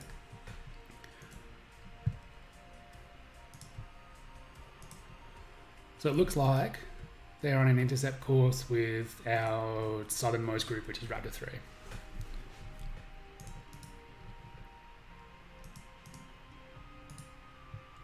Which is good, because once they sort of take the bait with Raptor 3, then hopefully we can sort of close a trapdoor around them here and get Raptor 1 and Raptor 2 into flanking positions to start delivering some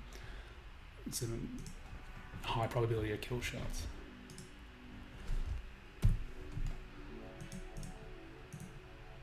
So I'm going to move Raptor 3, speed them up a little bit, just to increase that separation.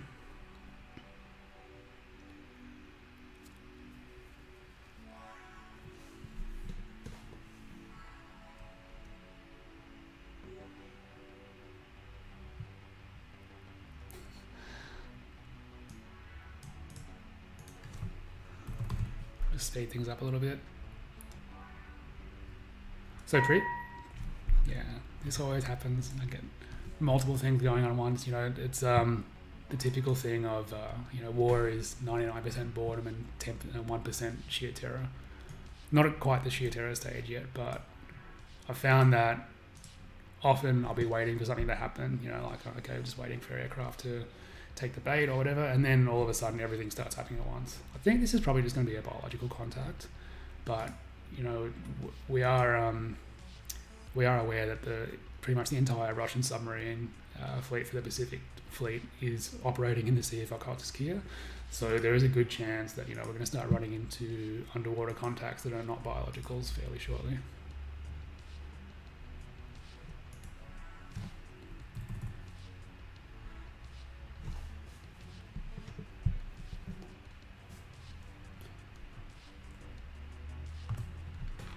Okay, I'm going to speed these guys up a little bit. I'm going to go to Afterburner just so they can close a bit more effectively.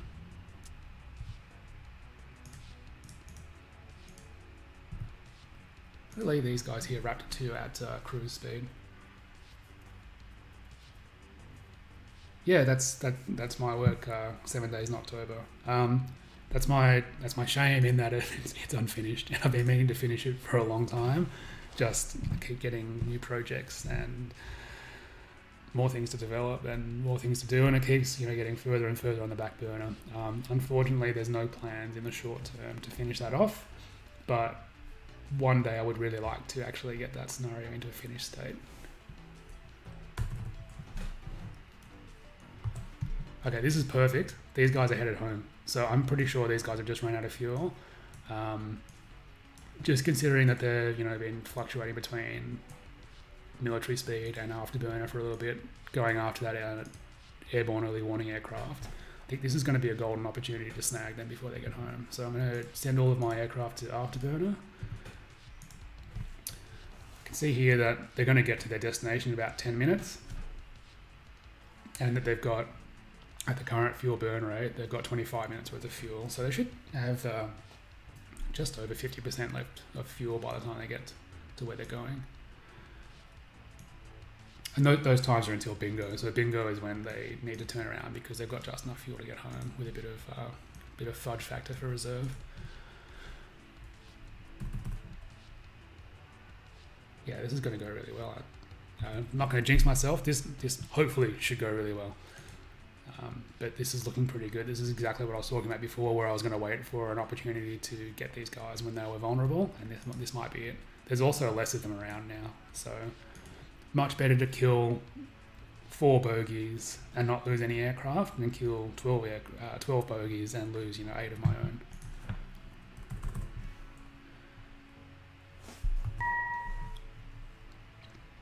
Okay, so really quickly, I'm just going to go to set my doctrine up for weapons release authorization. So I probably should have done this earlier on, but I didn't, so I'm doing it now. I'm going to set the weapons release authorization for the AAM-4B, which is like the Japanese AMRAAM. I'm going to set that to, let's say, 50 nautical miles for unspecified targets. So that's going to be the default, 50 nautical miles. Let's just say 50 nautical miles for that one as well. And I'm going to set the default to 2 rounds.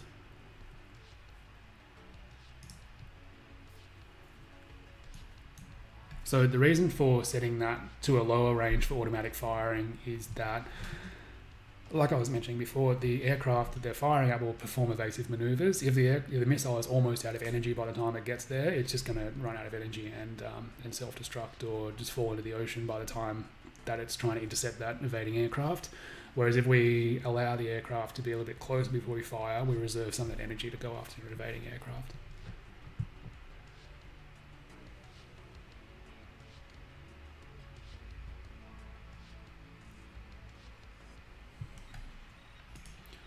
far away are we? 59 nautical miles.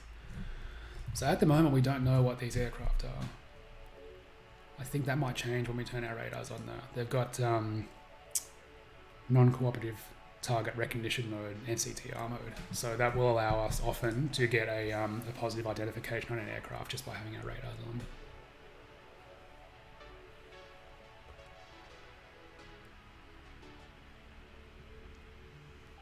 Okay, 49 nautical miles.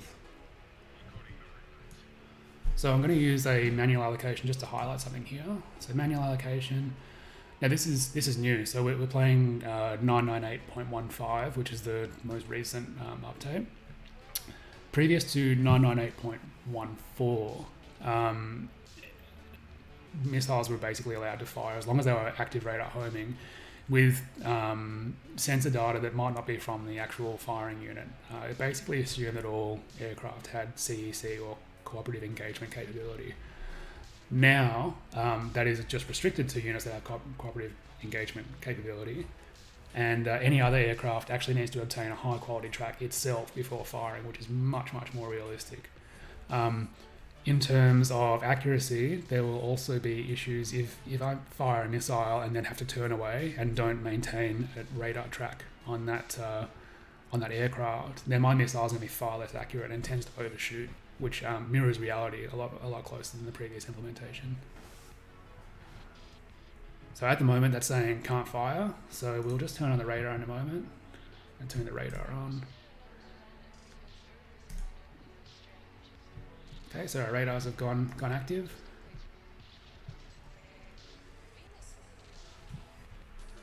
And now should be able to get a firing solution. Okay, so not able to engage for another 8.6 seconds due to the observe, orient, decide and act limitation. That's fine. I'm actually going to launch 2 missiles manually from each of these 2 of my fighters, and they'll launch automatically in 8.6 seconds. So just by launching weapons at them, it's designated them hostile, which is done automatically. I mean, I guess if you're firing at something, then it should be hostile. And if it wasn't already hostile, it's going to be afterwards. That's our missiles away. So that'll be what, Fox 3 in fighter terminology. I'm going to manually set my aircraft to beam, which is to keep the targets within the radar cone. Excuse me. And reduce speed and increase the angle of offset. What that does is it slows down our rate of close. It keeps the enemy aircraft at a longer distance for a longer period of time while my missiles are on their way in. I would be surprised if they don't have some missiles of their own already in the air. However, since I've only just fired at them, they might still be going through the orient, observe, decide and act loop. So you can see here they're diving, they've turned beam on to the incoming missiles. We're still giving updates here of their position to our missiles. And our missiles seem to all be acquiring their targets. So hopefully we should get some good results here.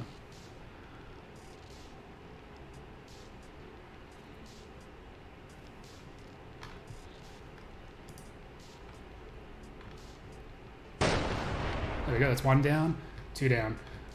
May have been too quick for you to see there, but when you fire missiles at a contact, a small number appears in the upper left corner of the contact box, indicating how many missiles are targeted to that contact.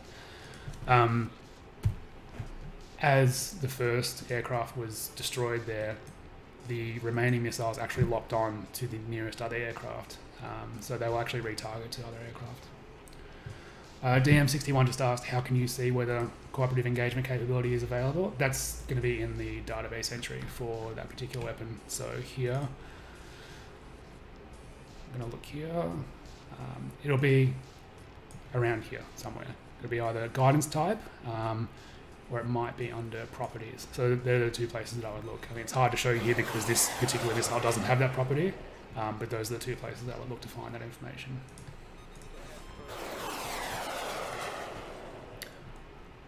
Okay, so these guys are moving around into a position where they can flank the flankers.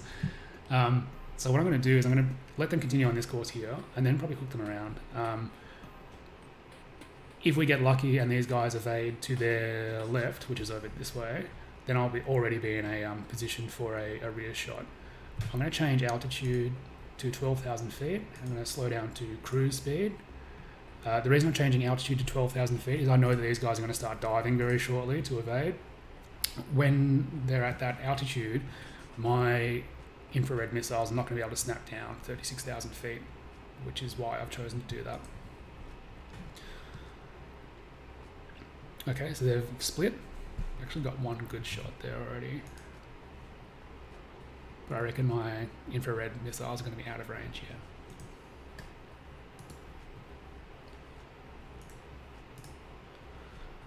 So you can kind of see here why it's valuable to split up your groups and sort of put some distance in between them.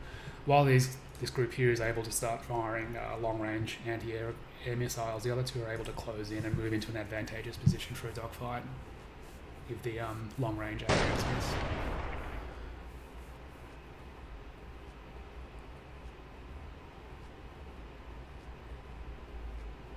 Okay, so those two missed. That happens. The reason that these other two groups aren't firing is that their radars aren't on.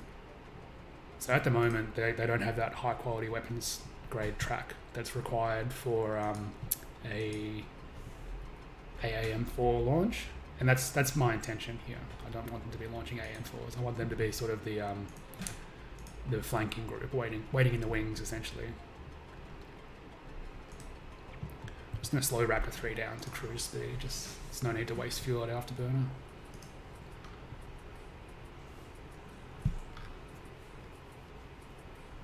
I think I mentioned before that it would be really nice to have some tankers, and yeah, it would be really nice to have some tankers for Japan in this scenario.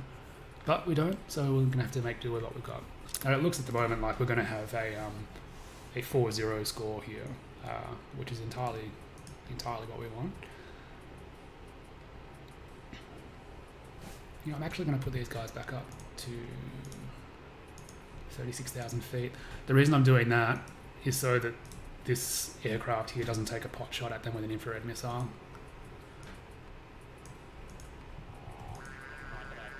Okay. Hear from that sound effect that we've just launched a infrared missile. I think I mentioned before, but for anyone who didn't catch it, I've got some custom sound effects that I've applied, and I'll put in our forum post after the stream how to do that.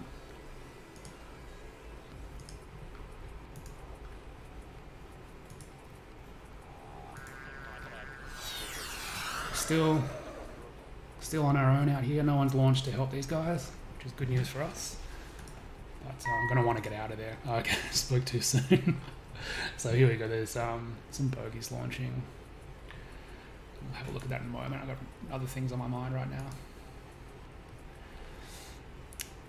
So this may be a 3-to-1 engagement. No, sorry, a 4-to-1 engagement, where I've potentially lost one aircraft and they've lost 4.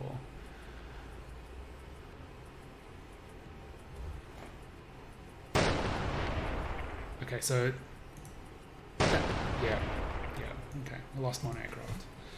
That's a shame. Probably more than a shame for that guy's family, but from a gameplay point of view, that's a shame. I'm going to send everyone home, or back towards home, just a cruise speed for the moment.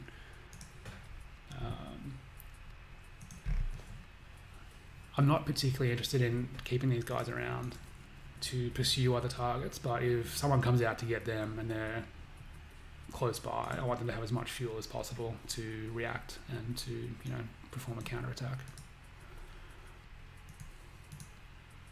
Oh, I can slow that down as well. I've got them running on manual, so they're still moving at military speed, which is just going to burn through their fuel. Okay, so we've got aircraft coming out of that place, Dolinsk Sokol Air Base. which is on the Sakhalin Peninsula. Nothing seems to be coming out of Burevetsnik. And here we go with some ELINT tracks that are being picked up by our P3s, no doubt. Yeah, so it's been picked up by Fleet Air Wing number 4.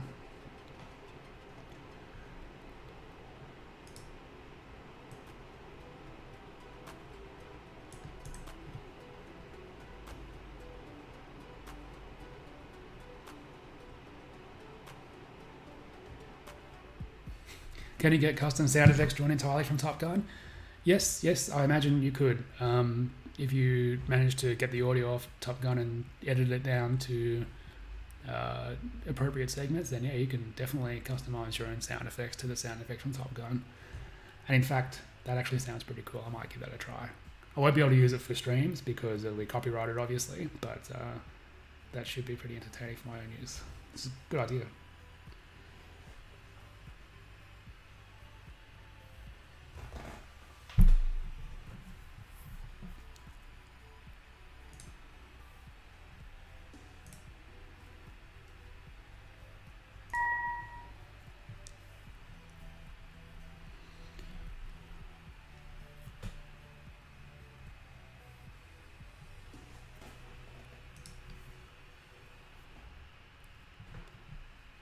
Okay, so we've got some bogies coming out. They're only moving at cruise speed, which makes me think that they're not actually moving to intercept. They're probably just coming out to replace the guys that we just took out.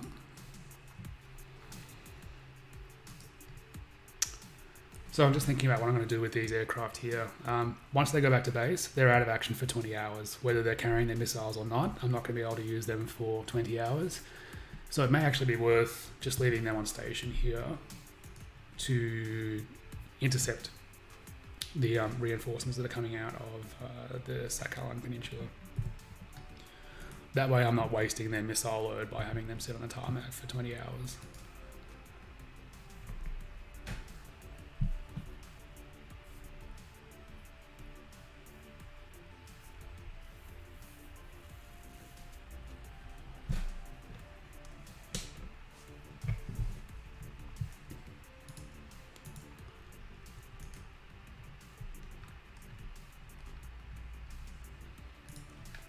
Okay, I think I'll be able to speed up time a little bit. Just having a look up towards the north, there's not awfully much going on up there. For the moment, there's probably actually quite a fair bit going on up there, but it's not obvious to us because we don't have very good sensor coverage up there. So I'm going to send these P3s a little bit further north. Maybe sort of once they get up around here, I might turn them to their left and then use their radar to scan over here. That's going to be fraught with danger for these guys though, because once they're up here, they are well and truly out of my anti-aircraft engagement zone. They're kind of on their own, and the P3, while it's a fantastic maritime patrol aircraft, it's not going to survive compared up against any kind of fighter activity. Even a really old MiG-15s or whatever would knock it out of the sky, no problem.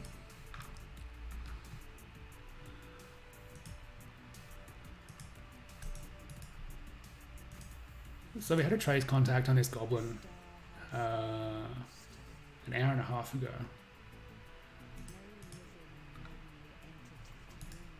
I'm going to say it's probably around here somewhere.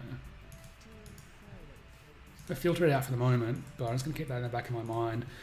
The reason that I'm interested in that is that all of these other biological contacts have been detected and stayed, more or less on the sonar picture. But this one we just got a trace contact on and haven't heard anything for an hour and a half. So that could be something that's not a biologic. If it's not a biologic, then it's potentially a threat. So I'm just going to keep that in the back of my mind. What I'm doing here is I'm just filtering out these contacts. And filtering them out means that they stay displayed on the screen, but they're just ghosted, and their uncertainty zone doesn't display either. So it just reduces a bit of map clutter. I'm going to do the same here, because this SA-15 SAM platoon has a pretty short range. It's obviously not going to be sitting in the middle of the ocean, so it's going to be around here somewhere. And really, it's only a local threat. I'm not interested in going and bombing this airbase. So as long as I just stay away from that island, it's not going to be an issue, so I'm happy to filter it out and just reduce some of the clutter. Are the Russian subs going to be mostly kilos? Let's have a look at the briefing. So Coiler writes really good briefings. One of the things I like about his briefings in particular is that not everything is always accurate. And that's very true to real life operations. The intelligence you get is not always 100% accurate. The real threat are the submarines, the exact number of which we cannot determine. Not only are most of the Pacific Fleet SSNs deployed at Kamchatka to begin with in support of the boomers, but numerous Northern Fleet submarines have been seen making the journey, including the Severodvinsk. Sorry, Russian speakers, I'm terrible at pronouncing Russian names. The new Yesen class submarine. So, there is no real sort of indication there whether we're going to be up against primarily diesel or SSNs. I think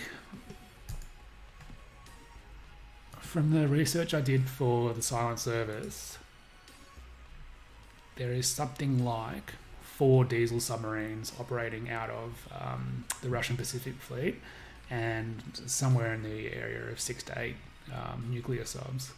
So just based on that, let's say there's probably going to be a maximum of 4, but that certainly doesn't mean that if I find 4 of them, I'm not going to look for any more. I'll definitely keep my eyes open for more.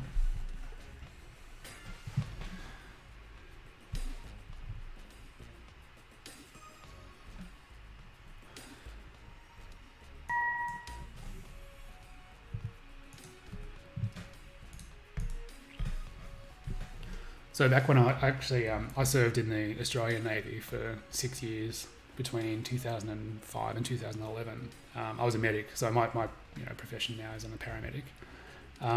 But when I was in the Navy, I was really into Harpoon, and I was really into sort of into naval intelligence stuff.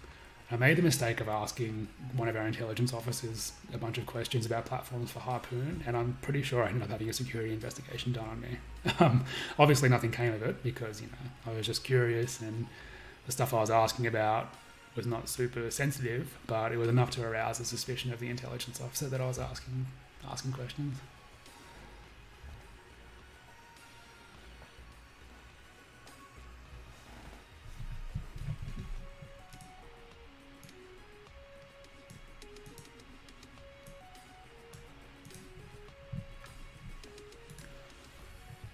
Okay, so this group has full missile complement.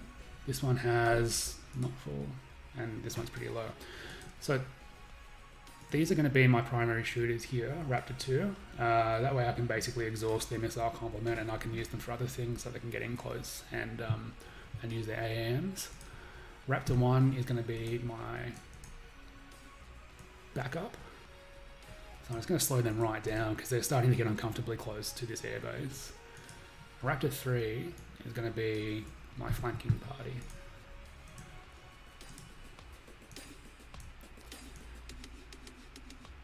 Raptor 2 is going to be the main shooters. I think I mentioned that.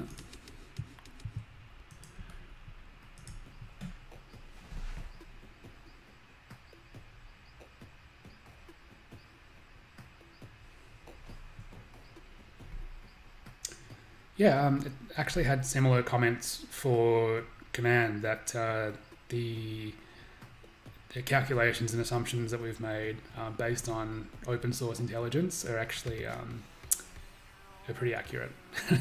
Accurate to the point of getting compliments from active service military personnel that are based, that look into simulation quite closely.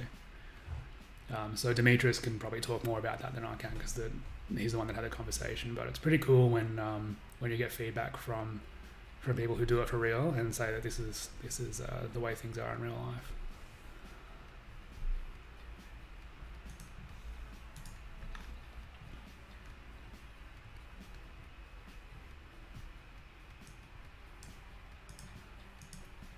Okay, so these guys have taken an interest in us. Which might actually make sense for Raptor 1 to become the primary shooters. If they're going to be after Raptor 1 anyway, then why not make Raptor 1 the primary shooting group?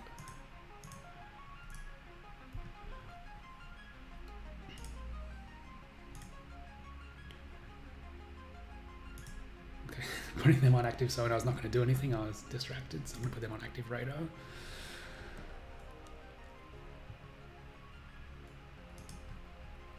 And like moths to a flame, they've just taken interest in us.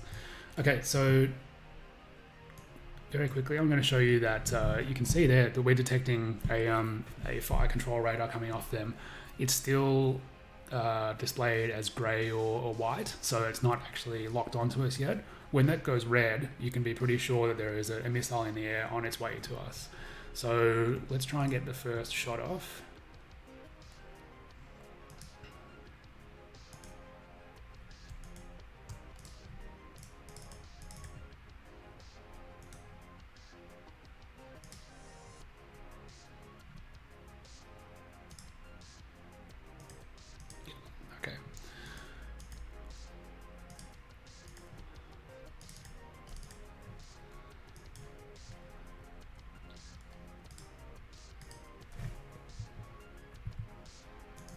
Just going to crank these guys up to afterburner, and nice and close before they loose their missiles. Raptor 1 will just slow down a little bit. Raptor 3, they are at afterburner, which is all I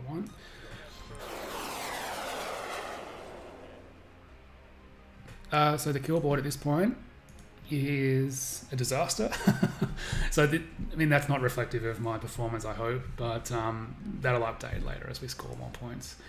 The scoring log is empty for now, so we're actually not getting points for shooting down enemy aircraft, which goes to show you that, you know, like, clearing the skies is nice, but it's actually not what this scenario is about. But the losses and expenditures, so they've lost 4 flankers to 1 F-15J.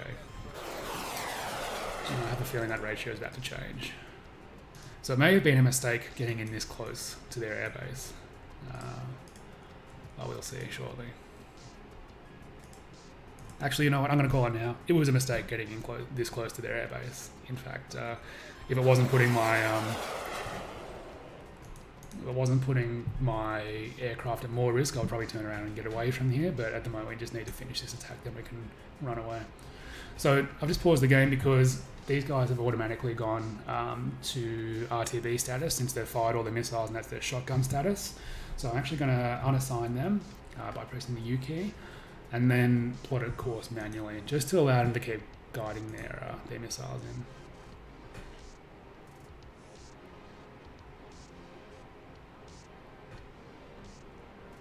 in. Do I always play micro? On a scenario of this scale, yeah, I mean, I prefer to micro because I find it more engaging, really. I mean, I find I get more satisfaction out of controlling the units myself. On a larger scenario, though, like some of the other live scenarios are really, really large in scope, then I will just let the missions do their things, because trying to micro on something of that scale is I'm not going to get anything done, because I'll be, you know, pausing every couple of seconds. So I'm just going to turn the message for weapon contacts off, because missiles are starting to fly now. So we can see here these missiles have overshot because their aircraft that launched them have had to turn away.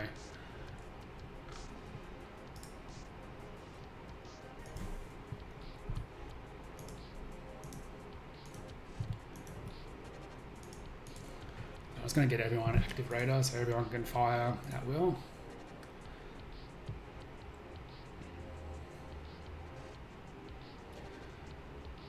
So if assets go out of radio contact due to damage or due to whatever else, so you can script in things and make special actions, etc. If units go out of radio contact, they will continue on their last given orders. So these guys would fly to their waypoint, hang around there, probably waiting for us to get back in contact, and then once they get low on fuel, they'd go home. So it looks like we might have gotten out of that unscathed, and it's not through good management. So I actually managed that really poorly, but we were just lucky in that we could force the enemy fighters to turn away before their missiles were within their seeker cones. And that's probably saved my pilots' lives. So I'm going to get them out of there.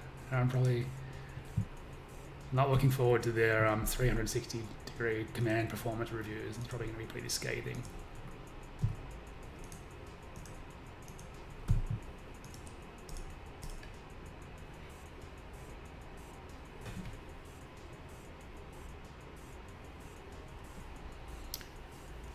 Yeah, so just on the communication side of things about ordering units that are out of contact.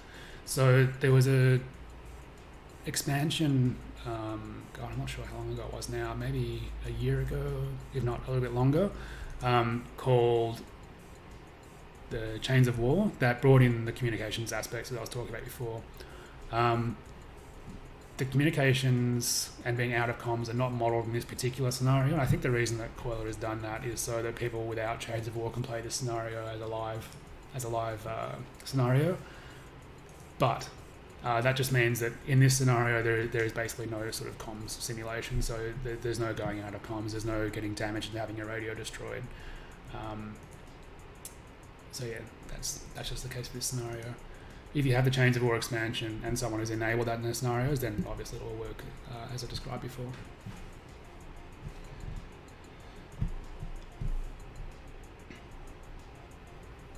So yeah, Newhouser is just talking about realism and the unknowables and things that are classified, etc.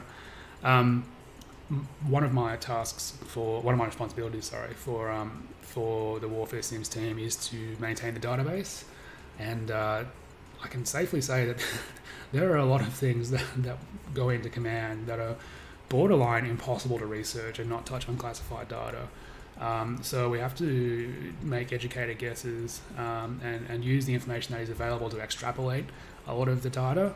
Like we were talking about before, a lot of that is seen as being quite accurate by people who do it for real.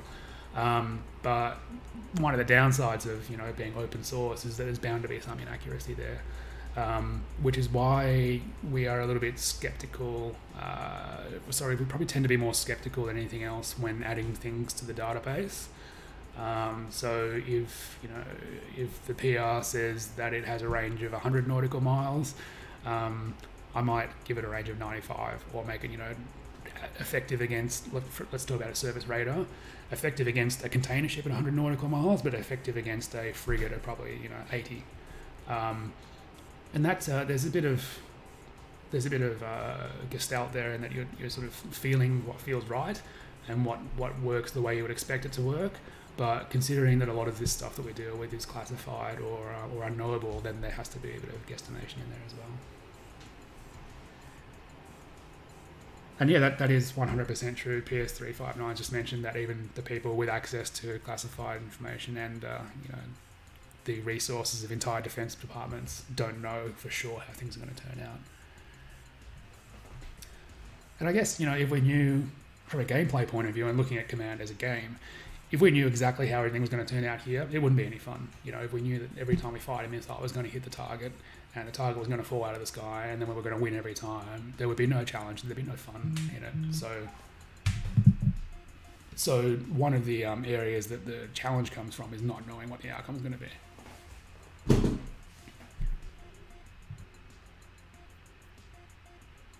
be.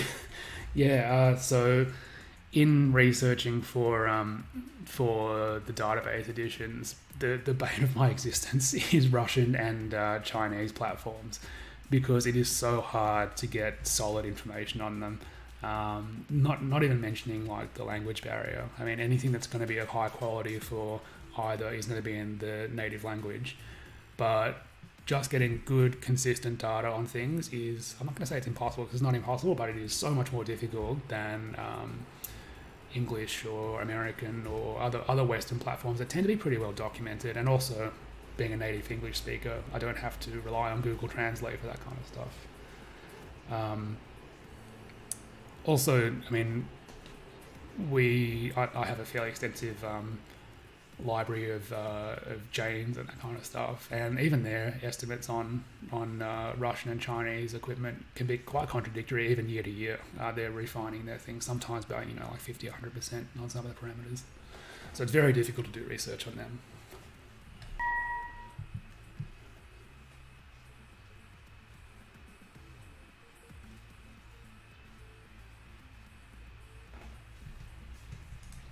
So let's have a look and see what else is going on in our area of operations. Our fighters are headed home. I'm pretty sure that they're all glad to be headed home after I nearly killed them just before and they narrowly escaped with their lives. I'm actually going to slow them down a little bit, just in case they get jumped by another group or if something else eventuates, but I need them to... Are you going to slow down? No, I'll need to do it manually. So I'm just slowing these guys down just to conserve fuel. If they were being chased by enemy aircraft, then I would resume or afterburn and just try and get them home. But I mean, they've still got, these guys here have still got 16 AAM-5s. Well, they're the infrared missiles. So these guys can go home. Just press B to send them home. I'm going to turn their radar off.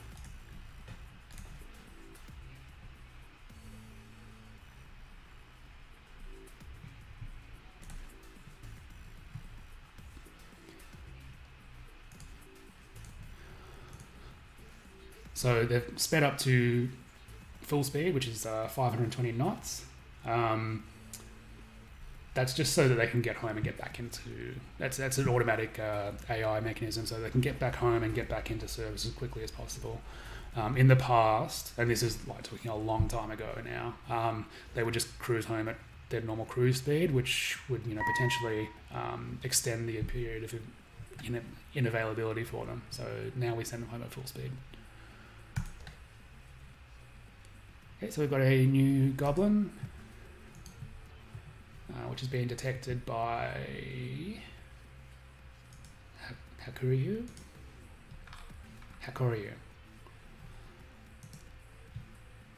And that's a direct path contact. Okay, so I wanted to talk about convergence zones earlier, but I got distracted with the air war. So convergence zones are the rings here, which I'll explain in just a moment. But essentially when we get a sonar contact, it is that we are hearing a sound on passive sonar.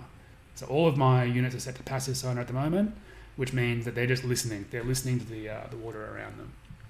Active sonar works more like radar, so that will send out a sound impulse, and then if we hear an echo back, it means that there's something out there. But that will also send out a beacon essentially to everything nearby that's listening that we are there. So if I were to turn active sonar on in this scenario, it would probably result in airdrop torpedoes being in the water very, very quickly, because my position would become known quite rapidly to the enemy. So direct path contact is something that we can hear that is not a convergence zone contact. Now, I'm not a sonar operator by any stretch. Was lucky enough to go into the sonar room and into the combat information center and have a look at the sonar operations on a Perry class frigate while I was in the Navy, and it is really complicated stuff. That people do this for a living, and it is as much a science as any other kind of science. However, there are two kinds of contacts. One is a direct path, which is what we've got here, which means that the sound is traveling directly to our sensor. The other is a convergence zone. Let's try that again. Maybe it's something about the way that I'm explaining convergence zones that is upsetting OBS so much. Probably it's such a poor explanation that it's shutting itself off to protect itself. So the convergence zones, if you imagine when you drop a stone into water, I'm going to pause this, otherwise I'm never going to finish this explanation on convergence zones. So when you drop a stone into water, the ripples move out in a certain pattern. That is kind of the way that convergence zones work. However, rather than being in a moving fashion, in a pattern that moves out from the source, they converge, which is why they're called convergence zones on a single point. Now that single point, if it's over here, the convergence zones are going to be in different spots. But for where our submarine is, the convergence zones where we can hear things, where all of the sounds from that particular position are converging on our submarine, are in these shaded rings here. People often ask, why is there this little notch here due north? That's purely a display artifact. We've tried to get rid of that a few times, but it's just not going anywhere. And considering that it doesn't really have any impact on gameplay, we've decided to move on and direct our energies into things that are going to make the simulation better and more fun to play, and just sort of leave this for the moment. So the notches there essentially don't do anything. However, this shaded area is where our convergence zones are. So I hope that explains it fairly well. There are some really good videos around for explaining convergence zones, and certainly they do a far better job than I can. In terms of gameplay, for a purely practical explanation, we can hear stuff that's a long way away from our submarine as long as it's in these shaded zones. If it's more than about 30 nautical miles away and it's not in one of those shaded zones, we are probably not going to hear it.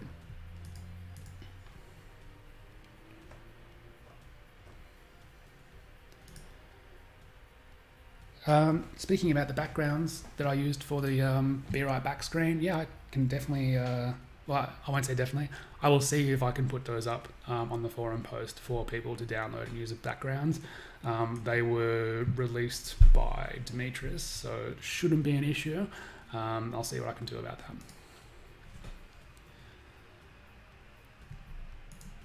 So these guys are coming after us. They're flankers, and we can probably tell that they're flankers. Okay, it's by NCTR mode, which will be coming from the AEW aircraft. I was going to say that we can tell that they're flankers because of their emissions pattern, which could probably give it away as well. And yeah, we know that it's definitely a slot back, which means that it can only be a flanker B in this scenario. So what to do about this? These guys here have still got missiles, so I'm going to send them to the east. I'm going to put them really low. I'm actually going to increase their altitude. I'm going to turn off automatic evasion. Automatic evasion in general is really handy, especially in larger scenarios. But when you're microing and you know, sort of taking care of things yourself, it can be a little bit frustrating when you order an aircraft to do something and then they, you know, selfishly value their own life more than what you're telling them to do and do something else. These guys, they have still got plenty of anti-aircraft missiles, so I'm going to send them to the west. I'm going to do the same thing, afterburner, maximum altitude, and also turn off engage defensive.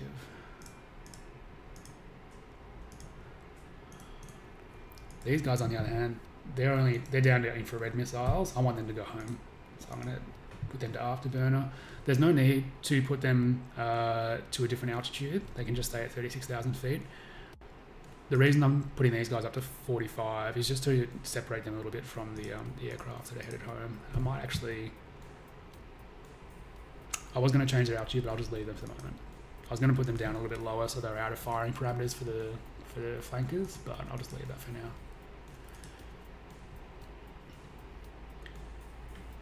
Okay, they're gonna get creamed by these missiles coming in. The reason I say that is that contrary, or oh no, didn't lose any. The difference between this engagement and the last one is that in the last engagement we were able to fire first and force the enemy to turn away, whereas now they're able to maintain a good lock on us, which hopefully I'm about to disrupt. So they've already fired automatically. I've got my unit set up to automatically fire at 50 nautical miles at hostile targets.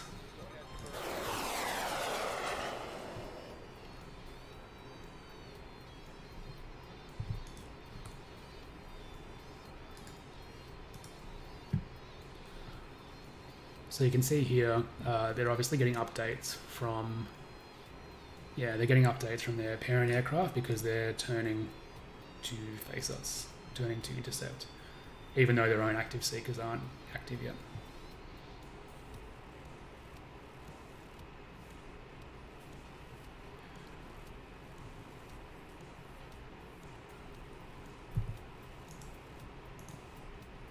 I'm actually going to put these guys back on automatic evasion because they'll do a better job of it than I do.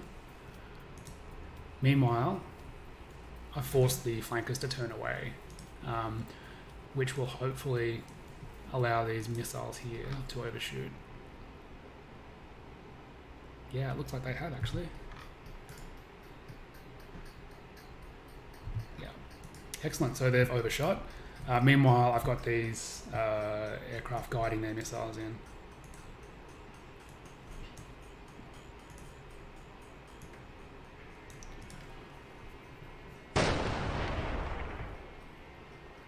Fantastic. Okay, well, again, more luck than skill, but again, we managed to get out of that fairly unscathed.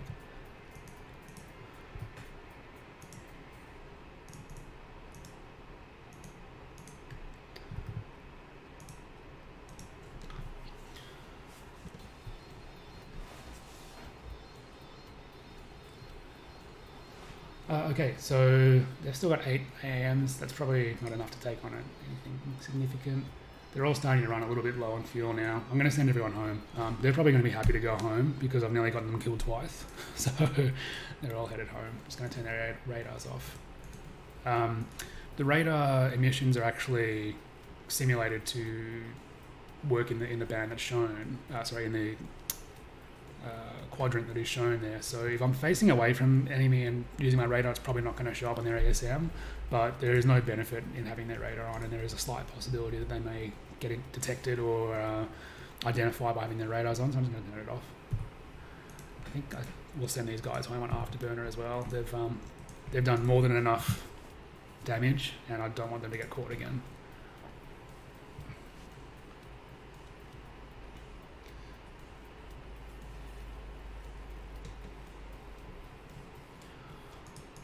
So just having a look at the transactions so far, basically. One Eagle down, and that was, again, bad too. That was due to a short-range IR shot. So I think I mentioned that I was a little bit worried about that flanker shooting off a IR missile, and then seconds later he did it. And that sort of tracked in and destroyed our Eagle. But the ratio is pretty good. One Eagle to 10 flankers.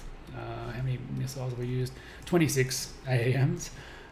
That's, compared to what a lot of us expect AAMs to work like, that is a lot, but it seems like for real life effectiveness, that's about right.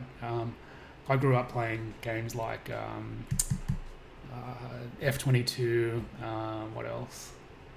The original sort of F-16 simulation before BMS, and those really did depict anti-air missiles as essentially you fire it and then whatever you're shooting at is dead. As we've just seen, in a more realistic simulation, that's not always the case, and sometimes it is worth loosing off anti-air missiles just to force your enemy to turn away and save your own skin that you don't even really intend to hit. So still really enjoyed playing those older games. Like, I think it was Nova Logic made a whole bunch of them. F-22 was really good, and that was before the F-22 was out. Trying to think of what else there was that I played. I used to play a lot of helicopter simulations, actually. The Apache and Hind ones were some of my favorites when I was a kid.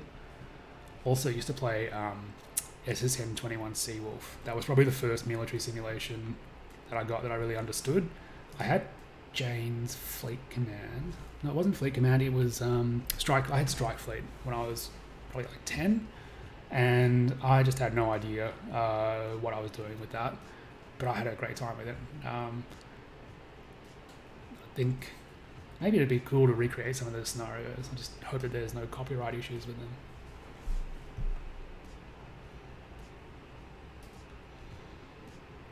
I'm not sure what LHX is, so I haven't played that. Yeah, F-22 Lightning II is the game that I played when I was younger. I've got DCS, but unfortunately, and this is going to sound funny coming from someone who plays a lot of Command, unfortunately the learning curve is a bit steep for me at the moment. I haven't got the free time to learn how to play DCS. But one day I will get around to it. I actually bought like a joystick and throttle and pedals to play it, and unfortunately I've used them once and then had to pack them up, and then we moved house, so they're still in a box somewhere.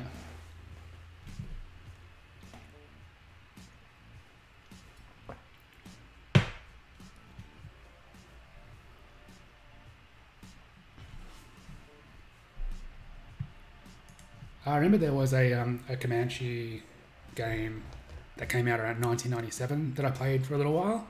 It would have only been like a demo, but yeah, it wasn't as good as Hind or Apache.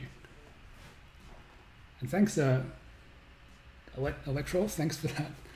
I noticed the F-14 DLC or aircraft is coming out for DCS, and maybe that will be the thing that sways me into getting back into DCS and sorting it out, because I've got 7 weeks before I go back to work, so maybe 7 weeks will be enough time to learn how to fly the F-14 and have some fun with that.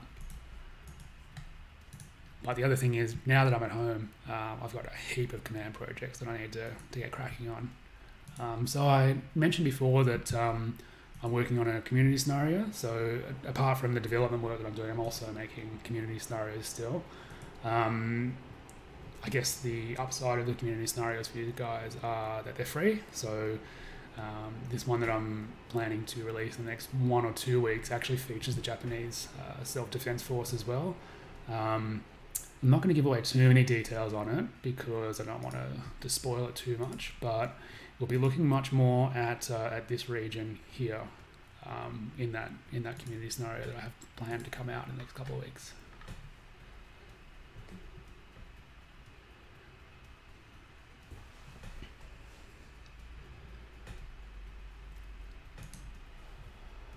Okay, so let's just recap and sort of decide what's going on here.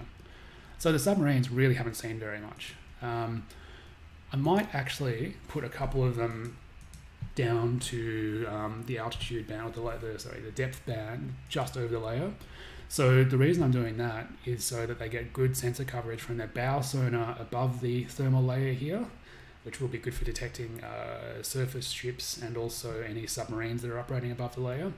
But while they're operating here, their towed array is going to actually droop down below the thermal layer down here and actually operate below the layer. So that's going to allow me to have my towed array operating below the layer and my hull sonar operating above the layer. So it's really good for a balanced surface and submarine search. So I'm probably going to set that one there to operate just above the layer, and also I think probably this lead unit here can operate just above the layer.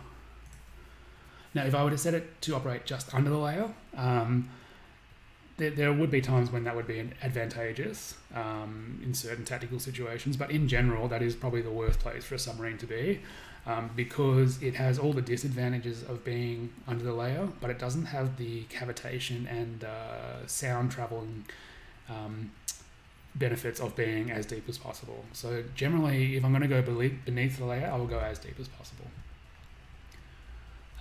Operating inside the layer is really good for approaching a surface ship, particularly one with VDS, which is going to be operating their sonar above and below the layer.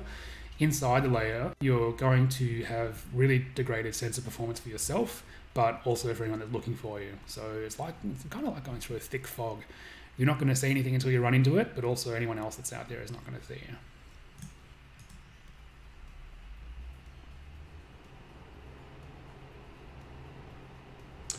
Did I ever play Dangerous Water and Fleet Command?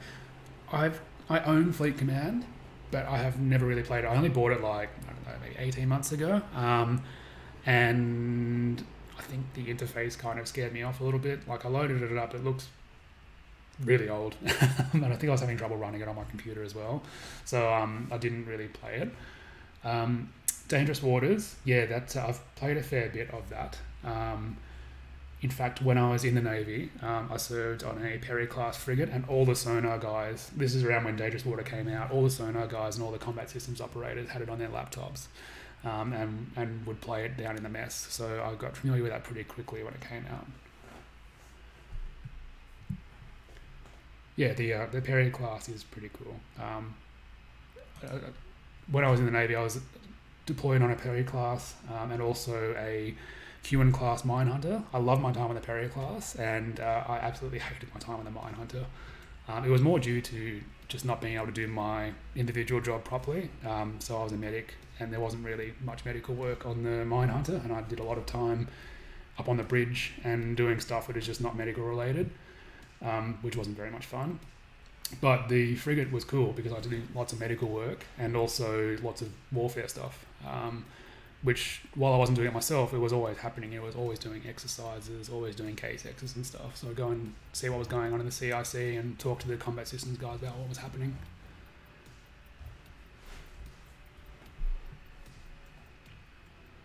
The Japanese running into things, I'll have us die hard.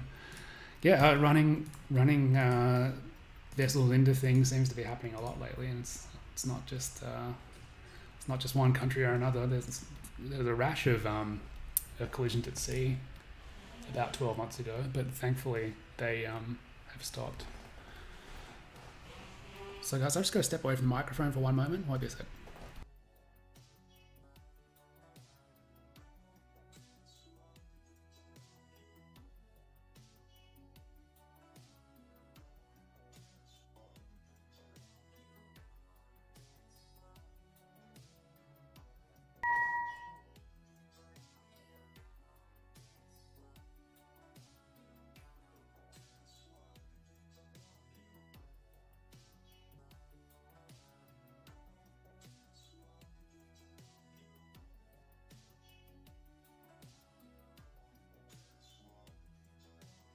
Okay, I'm back. Sorry about that. So I've been going for 2.5 hours now. I'm probably going to wrap things up in about half an hour. So I'll make the stream about 3 hours in total.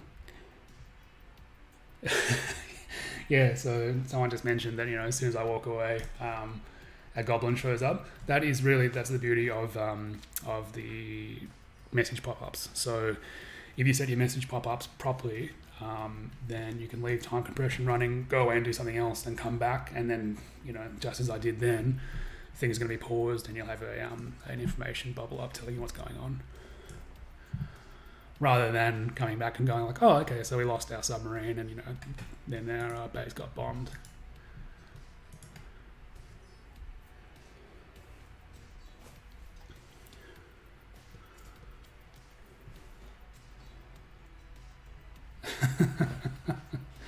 So PS359 asked about my work in the Navy, being a medic, whether I got to treat a fair number of sailors for intimate issues. I presume you mean STDs. Like, really, to be honest, with a crew of 200, not as many as you would think. The most of my work in the military as a medic, on ships anyway, was just coughs and colds and sports injuries. So it's a generally pretty healthy cohort of patients. And yeah, not so much what you might think with the STIs and stuff.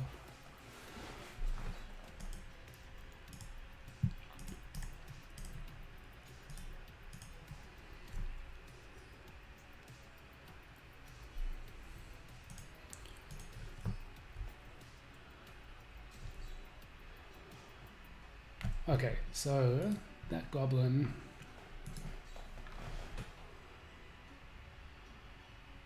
Just going to speed our time a little bit and see what's going on there.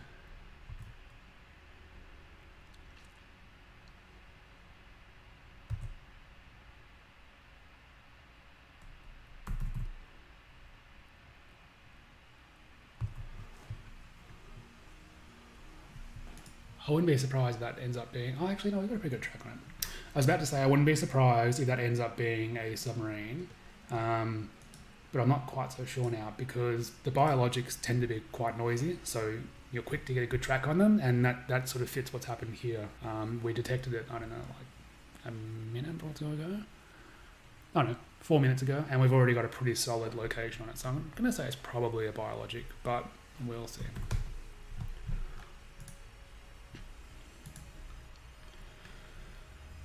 So yeah, I'm going to have to wrap the stream up in about half an hour. I can maybe stretch out to 45 minutes. But before I do that, I'd really like to find this Russian convoy. Yeah, it is biologics. This Russian convoy, and get some aircraft into the air and launch a strike. If I haven't done it, if I haven't found them by the time that it's getting close to wrapping up, I will probably take a few more risks than I would on a normal playthrough, and see if we can find it and finish off with a bit of a crescendo of a strike on the fleet.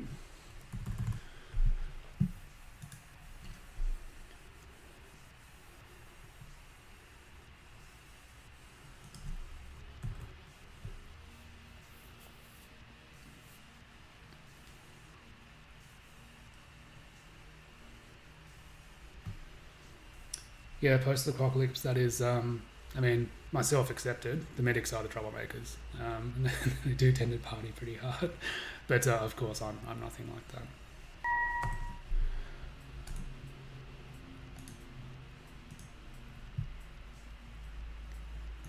Okay, so another goblin contact.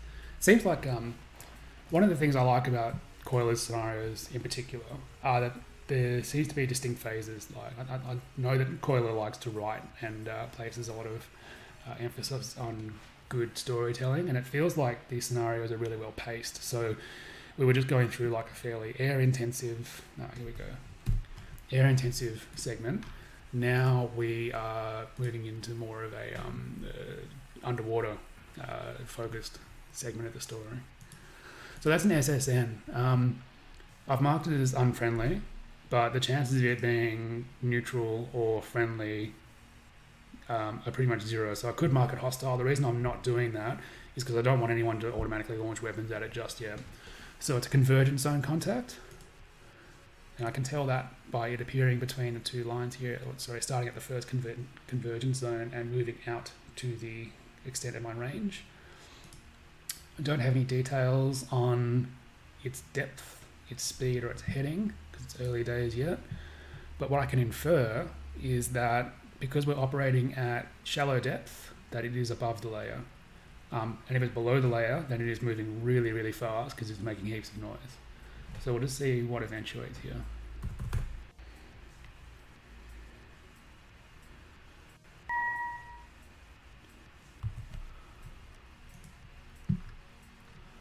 Some bogeys in the air.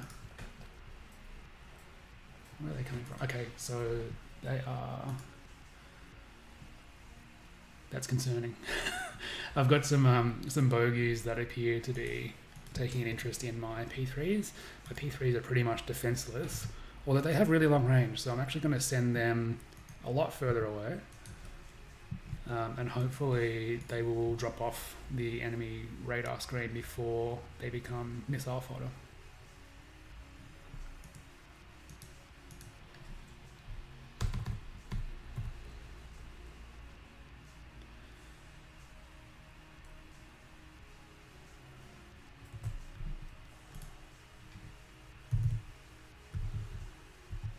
Okay, so we've got a pretty good location on that SSN. I think that SSN might be a very long distance direct path contact, which would mean that it's exceptionally loud. So we'll just see what happens there. If we don't get it back in probably 2 minutes or so, then we will change depth. Okay, so I'm going to change depth down to just over the layer so I can dangle my towed array sonar below the layer.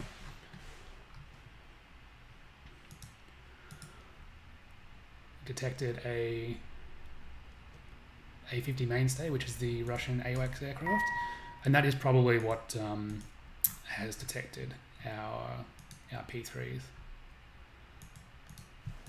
Okay. So these bogeys seem to have lost interest in our P3s, so hopefully our P3s have just dropped off the radar screen. I believe it's a 5-minute loss of contact for aircraft, that like a 5-minute timer. So if you lose an aircraft contract, it takes 5 minutes for the contact to drop. The reason for that is because they usually move at pretty high speed, whereas a submarine or a surface contact I think is 4 hours. It might be 6, I think it's 4. We've got another goblin here. Just in the back of my mind, I'm also thinking that, you know, if this does turn out to be an enemy submarine, I can actually use these P3s to swoop in and drop some torpedoes and then get out of there. But if I do that, they're almost certainly not going to get home. They're almost certainly going to get picked up by whatever fighter aircraft are out there. But, you know, it might be worth it to bag a submarine. But come to think of it, that doesn't really support our mission objectives. So I think I mentioned before, it's really tempting to just want to get stuff because it's there. But with command in particular, you need to think about what the mission objectives are. And the mission objectives in this scenario to stop a Russian convoy from reaching Iterup and I can't remember the name of the other place. Iterup is the one that I remember. Yeah, I can't remember it. Anyway, the islands in question, and sinking submarines doesn't necessarily contribute to achieving that. So as long as they are not a direct threat to my existing submarines, like to my submarines here, then sinking them is not really a priority. It's nice because, you know, it feels good to do it. And it's fun and it's interesting, but it doesn't really achieve anything for our goals here. And I wouldn't be surprised if there was actually no scoring allocated for it, much in the same way that there is no scoring allocated for shooting down those flankers because it's not contributing directly to the mission goals.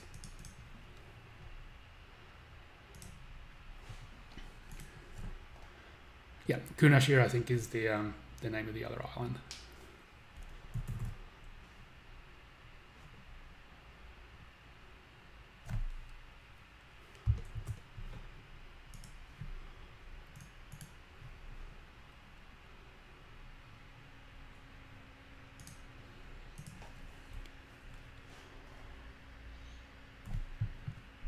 So that Goblin contact popped up after we went to just over the layer.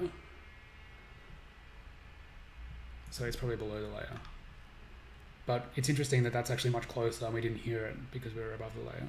So that's a good demonstration there of how powerful the layer is in masking sound. I'm going to go back to shallow because that's where we got the initial contact.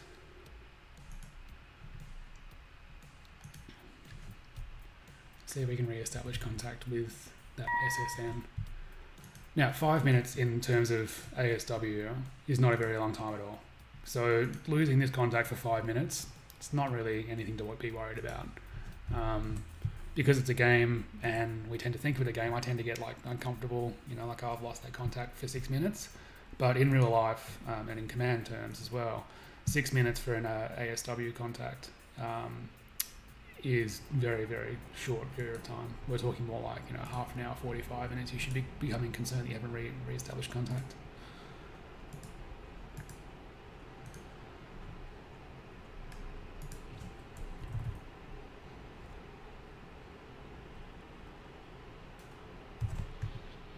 We've got another SSN here.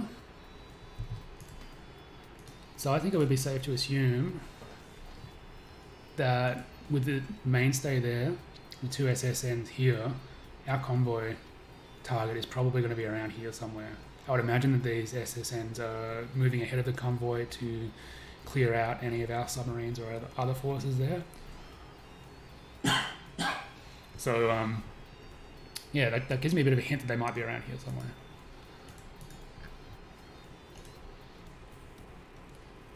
Just going to angle my B3s back a little bit more closer to the action, and then as they get a little bit further towards where I think the convoy might be, I might actually sort of use their radar to sweep.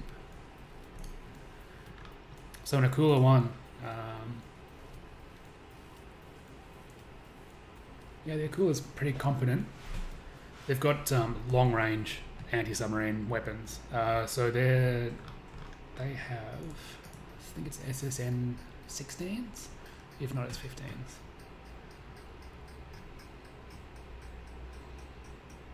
Yeah, SSN 16 Stallions. They're basically like an ASROC, but fired from underwater, so you know, a sub-rock, same deal. They're pretty cool. You get to play with those a fair bit in the silent service, and you certainly go up against them more than a few times. So 54 nautical miles, as long as they get a decent contact, they can launch at 54 nautical miles. The way that sub comms are represented in this particular scenario and most scenarios is that they have full comms. So even if you get a aircraft flying over that gets a mad hit on your submarine and a good weapons grade contact, you could get a distant launch from a submarine as long as it's in parameters.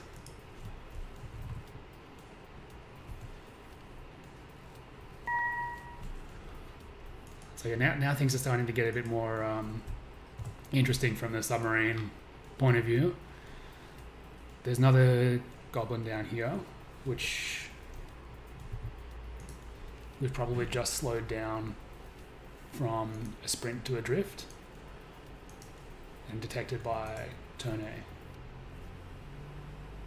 So it picked it up on the passive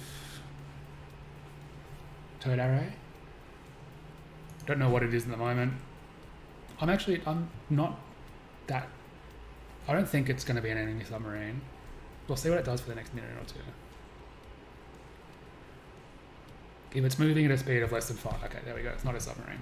I was considering launching the helicopter from Matsuyuki, but as I mentioned before, the helicopter is only able to launch once every 20 hours. So I don't want to launch that unless I'm pretty sure that I'm actually after a submarine.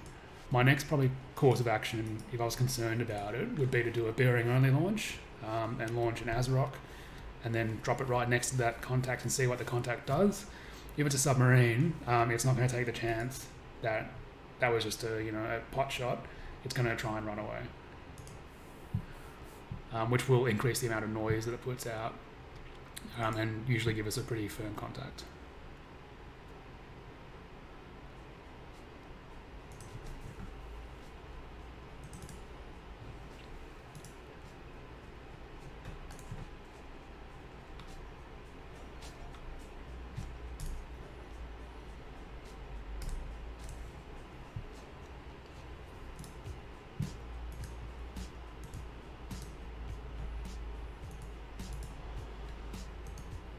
Okay, so for that Akula, an Akula is a pretty quiet aircraft usually, so for that Akula to be picked up at such a long range, I think it's going to be moving pretty quickly. If it's doing that, then its sensor performance is not going to be that great, so this might actually be an opportunity for us to get into position and bushwhack it as it goes past. But the downside, like diesel boats are really quiet, but the downside is they're not very fast. So if you're trying to catch up to a nuclear submarine as a diesel boat, it's pretty much not going to happen. You just need to basically get in the right spot and wait for them to run over you, and then you can turn around and shoot them in their baffles as they pass.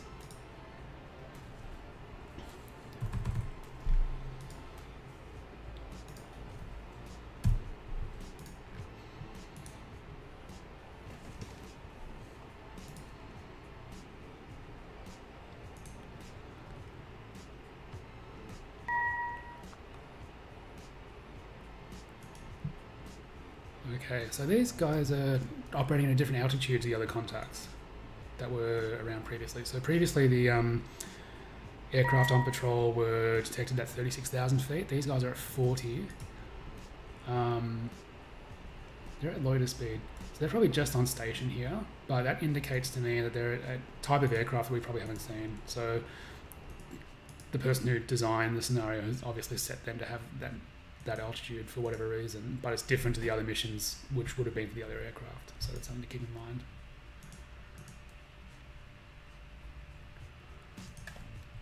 Okay, our P3s have closed up a little bit, so I'm gonna alter their course to sort of north-northwest, and from there I'm going to activate their radar shortly to see if we can get any hits on the surface contacts that we're out for.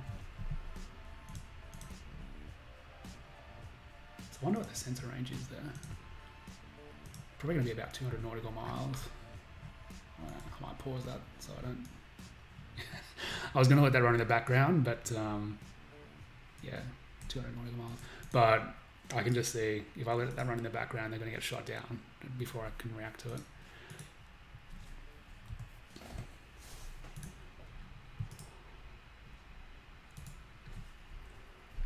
Okay, so 200 nautical miles. Yeah, I'll wait till they get a little bit closer.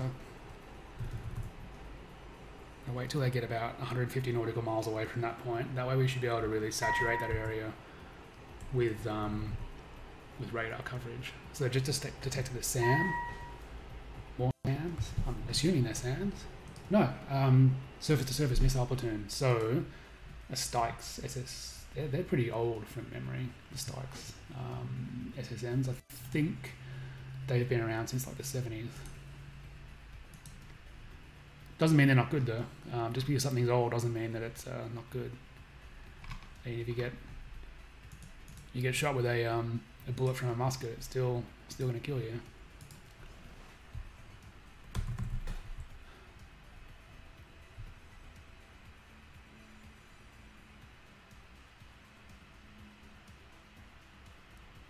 That's probably close enough to turn the radars on. Yeah. Not as close as I said I was going to get, but as close as I'm comfortable getting to those islands.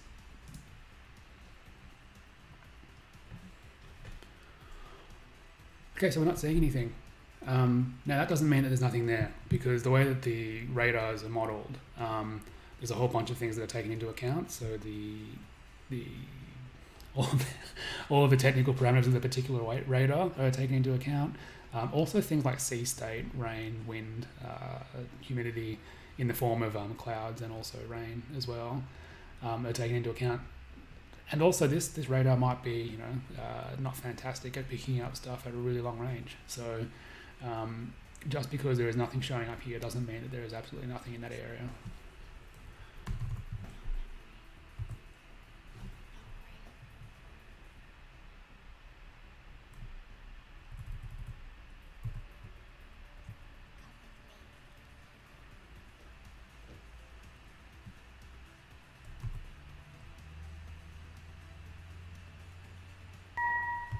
So I'm being a little bit more cavalier with this P3 than I would normally, because I really want to find this convoy and get off an airstrike at it before I have to wrap the stream up in about 15 minutes to half an hour.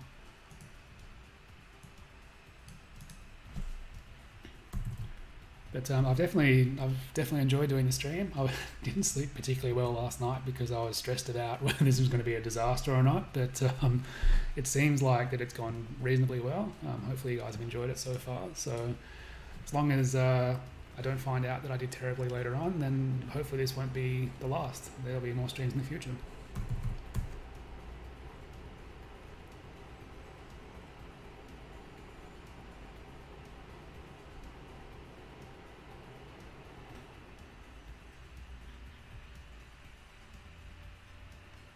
I'm probably going to lose this aircraft, but I'm almost certainly going to lose this aircraft, but I really, really want to find this convoy.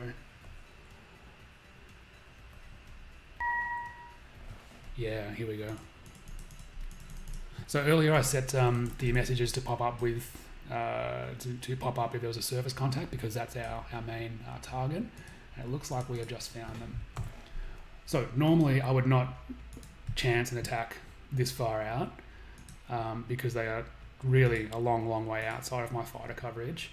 However, I think if how far away is that? That is 714 miles. That's a long way away. Just having a look at how far they're not going to get close enough. That's on a high profile though. So with the loadouts, the strike radius is calculated automatically, and it is done taking all sorts of stuff into account. I was actually, when I saw how many calculations go into that, I was really impressed because a lot of time has obviously gone into that. But essentially it automatically calculates it based on this profile here. The reason I mention that is that if I don't do a high profile, I can probably get significantly more mileage out of that. And I'm also not going to be, if I don't do a dash on target, I can probably even extend it a little bit more. So for missiles that have a range of 75 nautical miles, I might be able to get close enough that I can launch missiles. Like I said, generally I wouldn't do this, but I do want to get some action in before we wrap up the stream. So we've really only had a bit of air combat. So what I'm going to do, I'm going to send my guys on, my F4 pilots, on basically a one-way mission. I won't mention that to them before they take off, but it's planned to be essentially a one-way mission to go and attack this surface convoy. And actually, come to think of it, I'm not even, from a game point of view, I don't even really know 100% that these are the targets I'm after, but I'm reasonably sure. So I'm going to send 3 groups of 4 F-15Js out to escort them. I might even make it 4 actually. And that's just leaving a token defense of 2 F-15Js behind in case anything comes in while I'm out.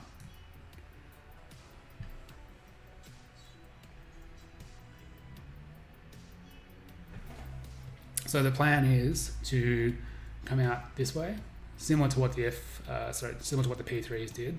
That's probably going to add a little bit of extra range, a little bit extra flying time. But like I mentioned, this is going to probably be a one-way mission. I just won't mention that as a pass before they take off. So that's 92, I think, 92, 93 nautical miles away from the convoy. So I'm just going to use this as a bit of a surrogate to plan out my route. The reason I'm doing that is that when I look here, it will tell me the amount of distance that I have to go to fly that actual route. So it's going to be about 800 nautical miles. Yeah, okay. So it should take about 2 hours of game time, which I'm going to time accelerate through. And we will get, hopefully, to a position where I can launch the missiles. We'll see how the strike goes, and then we'll wrap the stream up from there. So that should be about 15 to 20 minutes.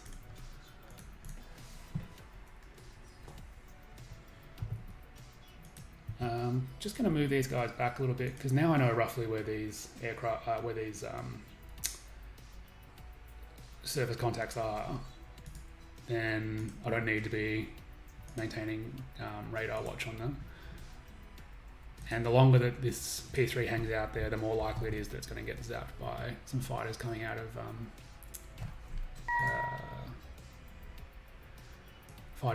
this airbase here. Gillies. Okay, more goblins.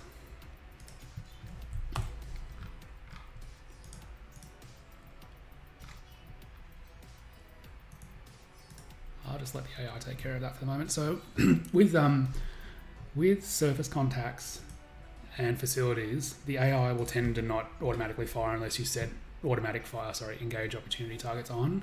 However, for aircraft and for subsurface contacts, the AI will tend to fire whenever something is confirmed to be hostile and within range. So it's kind of a self-defense mechanism there. The reason I mention that is if this goblin turns out to be hostile while I'm distracted doing other stuff, then I kind of trust it to look after itself and act reasonably appropriately. This submarine here to act reasonably appropriately while I'm distracted.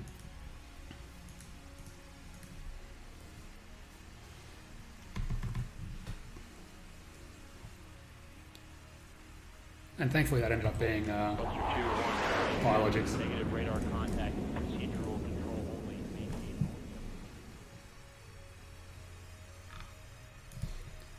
Okay, because we're going to have heaps of flights, I'm going to rename these guys. I'm going to call them, I don't know, let's say the last one was Raptor, so let's call this Vulture. Vulture 1.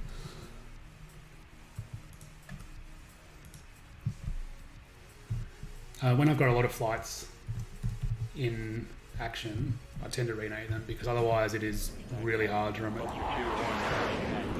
It's really hard to remember, you know, flight 1703 is my strikers, or, you know.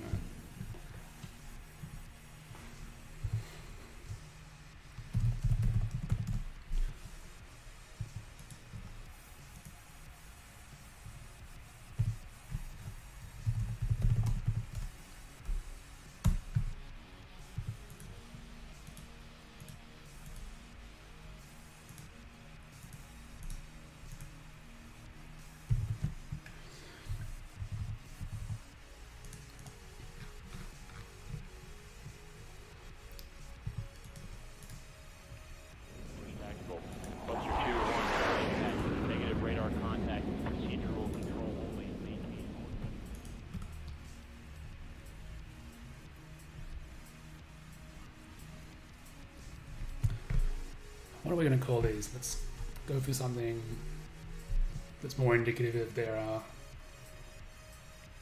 their role. I was going to call them sniper flight, because they're going to be launching ASMs, but they're not coming back. So I'm not going to call them kamikaze.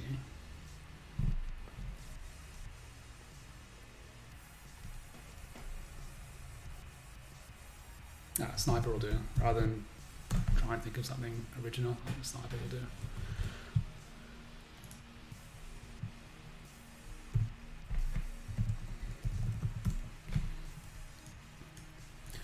Okay, so this is the loose formation I actually want. I'm just going to get Vulture 4 to slow down a little bit.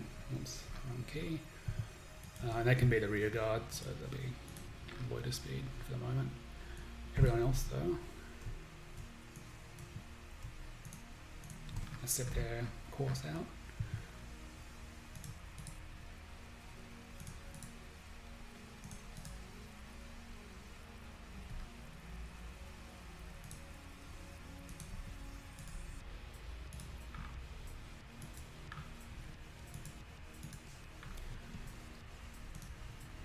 So what I'm going to do to prevent them all from bingoing and going home, I'm going to set the fuel state to... Okay, fuel state pre-plan doesn't matter, but what I'll do here, fuel state RTB goes no. Units do not RTB when fuel state is reached. Obviously this is, I'm sacrificing these pilots. I wouldn't really do this in normal playthrough, but I really want to get an ASM strike off.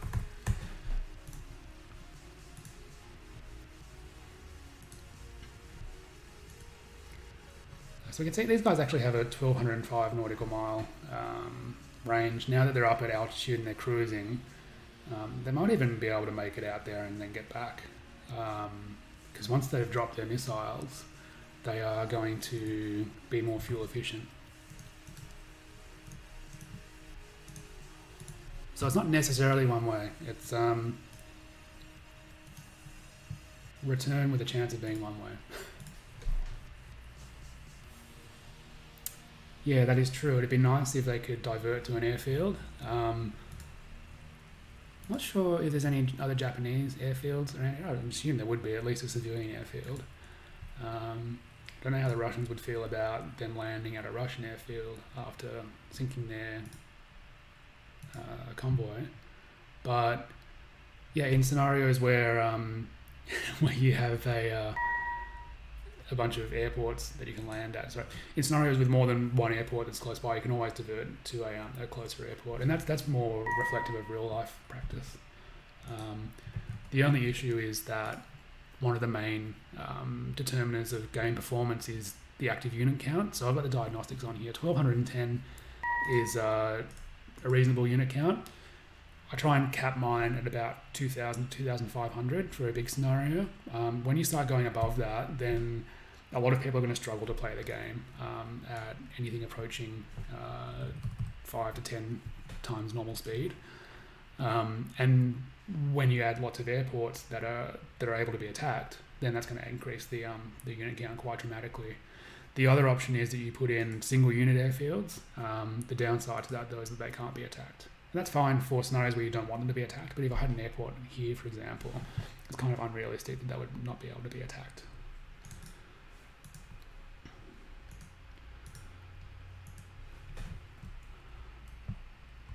So I wonder where these bogies are headed, because they don't seem to be interested in my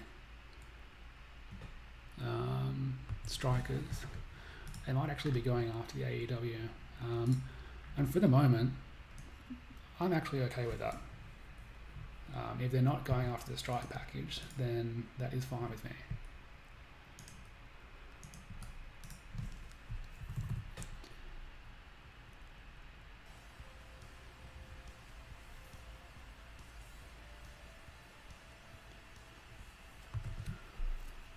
So yeah, in this scenario, post-apocalypse just asked if there's a US airfield on Altu Island, or Atu Island. Sorry, the text is really small. You can put airfields anywhere you like in command. There is a set of predefined airports that people have added over the years, and they can be added automatically. But adding your own airfield is pretty trivial. It doesn't take very long at all. You know, if you wanted to do a really detailed airport and you had an overlay import, then it might take you like 15 minutes, but for generally throwing down an airport does not take very long at all. Okay, so we've got a torpedo closing in on Makishio. It looks like our cooler, so other SSM was in the cooler too, has localized them, and this is probably going to be the end of them. The torpedoes are a lot more deadly now. It used to be that if they failed their initial to hit tests, they just disappeared or they self-destructed. Now they actually re-attack like they do in real life. So if he gets away from this one, there's going to be another one on the way in. So he's pretty much not going to survive. The only thing I'm going to do is I'm going to put 2 torpedoes down that bearing, basically to get this SSM. So with torpedo range, we've got the range here, which is quite short, you might notice. 8 nautical miles, which seems really short for a modern torpedo. That's the effective range, which is where the AI will fire them automatically. The actual kinematic range is a lot larger, so that's going to be something like 21 to 27 nautical miles, depending on the speed. Now we've lost our submarine, is gone, so it doesn't have a wire to guide them anymore. But if I had the wire, I would be able to use the submarine sensor data to update the course there, and also control the speed, the depth, and the heading of those torpedoes. So these torpedoes now will get to here and then go active, and then hopefully they will find that Akula and exact vengeance for us.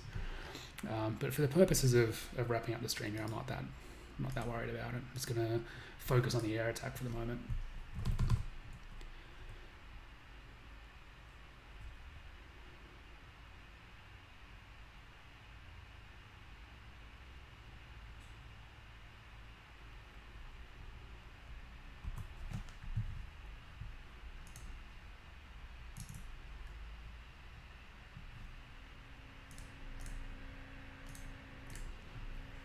Okay, things are moving along quickly. Got these guys here who seem to have actually gone bingo on the way out to intercept us. That's fine.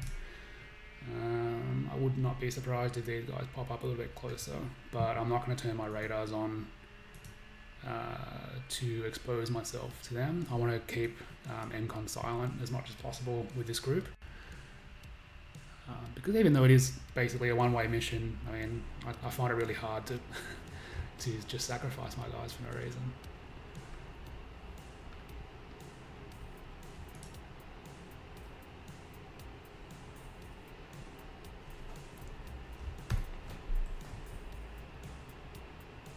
So I'm surprised but also very pleased that the P3s up here are still flying. I would have expected that they'd be intercepted from over at this airbase.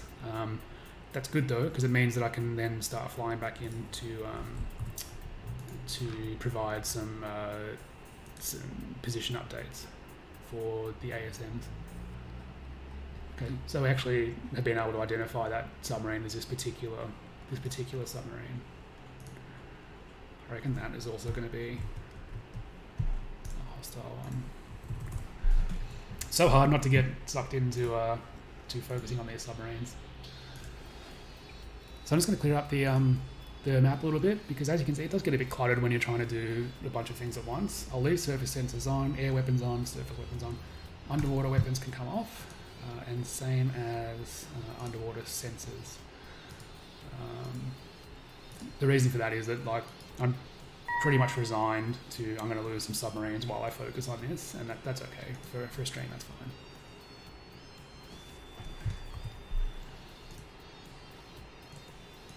So we're actually doing pretty good for fuel. 691 nautical miles. They should make that to the launch spot, whether they're not going to get home though.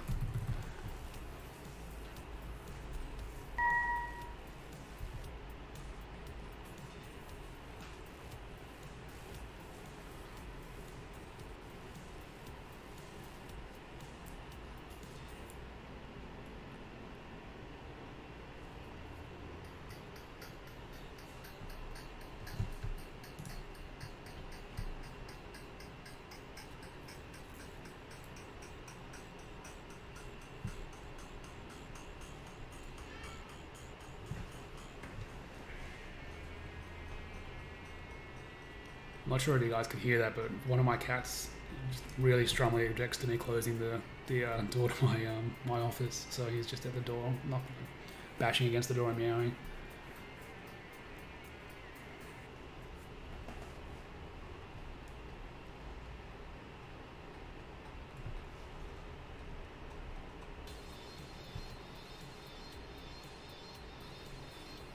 Okay, well, it looks like we're going to be able to come in and do this strike. And I think that's a good idea there from Newhouser to cut that corner. So I'm going to cut that corner.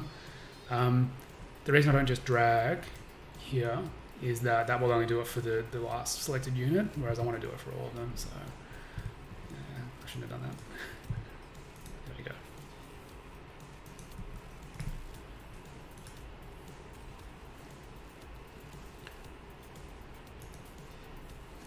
Start getting the P3 in to provide some illumination. That's probably not the correct terminology, but I think you guys know what I mean. So at least they can detect these vessels and see where they are.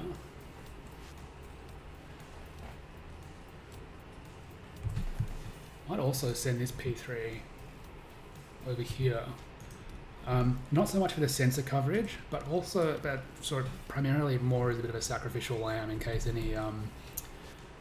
any aircraft are sort of in this area here that are going to come and try and intercept my strikers. Samurai ship missile. I think these are all, yeah, these are all anti-ship missiles here, which I'm actually going to filter out because I don't have any ships in the area.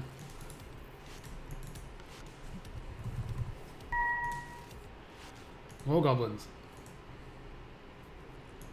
I reckon it's going to be a biologic.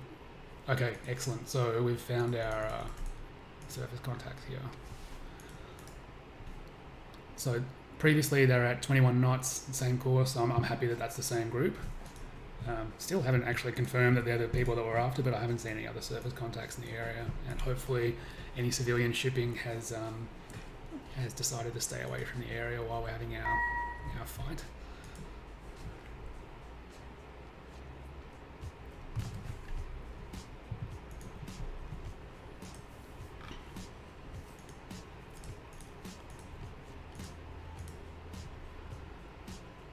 Okay, I'm just going to check on the launch parameters for our ASMs. So they need to be launched from maximum of 35,000 feet. So I need to drop 1,000 feet or more of altitude. 75 nautical miles. So I do take mid-course INS and capable of re-attack. Okay, that's surprising. I wonder if that means, in more practical terms, that if they miss one ship, they might just lock onto another. We'll find out shortly.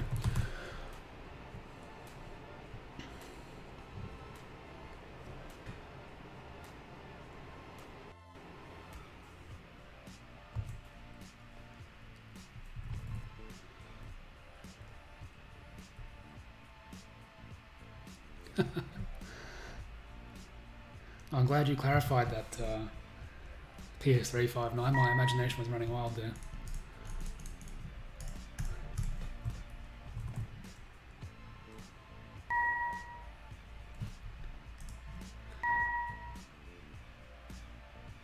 Okay, so they're well within range now, which is what I wanted. I'm just going to pause things for a moment.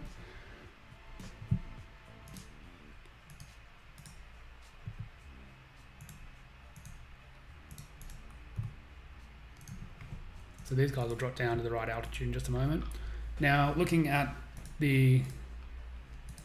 what we think is our convoy, I'm going to go out on a limb and suggest that the ones in the middle here are probably going to be the units that are being protected. The ones in the middle and the ones towards the back. So we're going to have 16 ASMs all up. We've got 1, 2, 3, 4, 5, 6, 7, 8,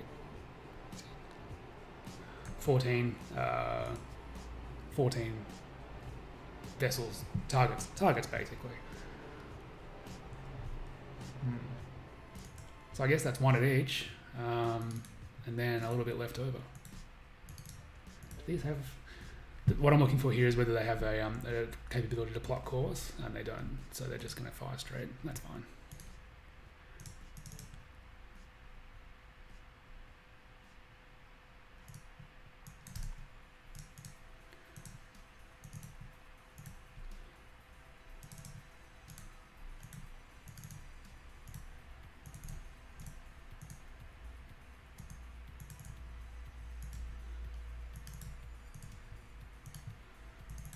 I think I've gotten distracted halfway through and allocated more than I should have.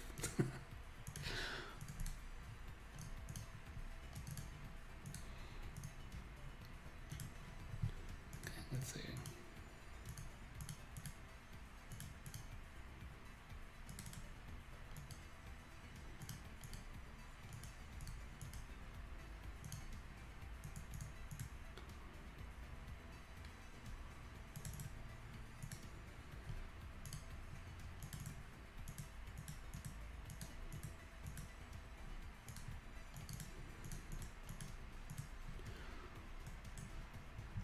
Okay, so before I let these guys... no, what I was going to do is I was going to change the doctrine so that once they fire, they don't immediately RTB. But I'm going to leave it the way it is. I mean, that's probably their only chance of getting home anyway, is to fly in a direct line.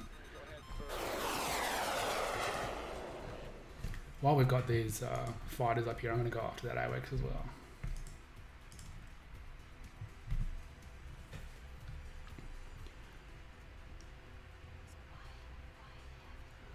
If Skunk 542 gets away without a missile, then they're just lucky, unfortunately.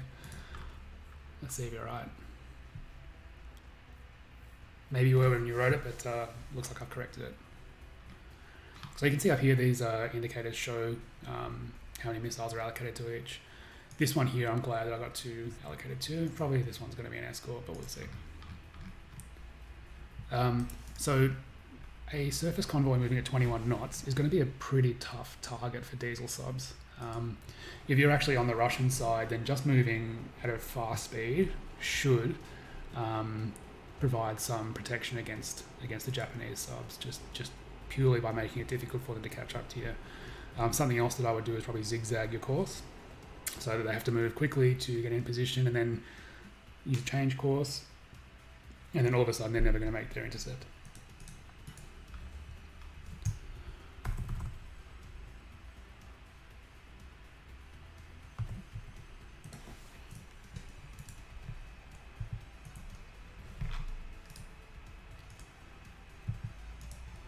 I could probably send these F-15s home, but we'll be wrapping up the scenario before they get there, so there's not much point in doing that. You can go in and do some gun runs on the merchants.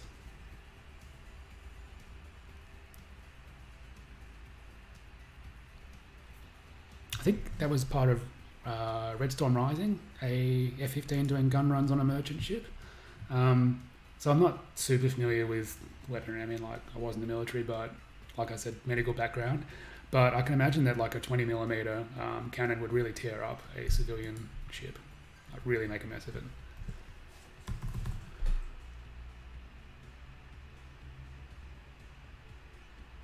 Okay, so we can see here, they're just gone active with their radar, and let's just stop you there.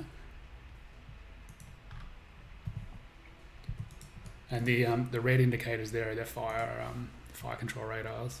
So I'm going to change the contact emissions to all emissions for selected, and then fire control for the rest. And this actually, if I was playing for longer term, I would then mark these as escort. Okay, actually, don't need to do that because they've already been identified by ASM. But basically, these are the targets. So now we know that because the targets are not. Oh god, that's loud. I've turned that down a little bit for you guys. Sorry about that. The targets are not radiating with fire control radars because civilian shipping does not have fire control radars. Killboard's looking all right from the air perspective. not so good from the submarine one. I'll wait till this strike is over and then I'll wrap it up and we'll have a look at the kills. Okay, so we got one. I see they're firing some sort of gunnery at the missiles. That's gone. Yeah.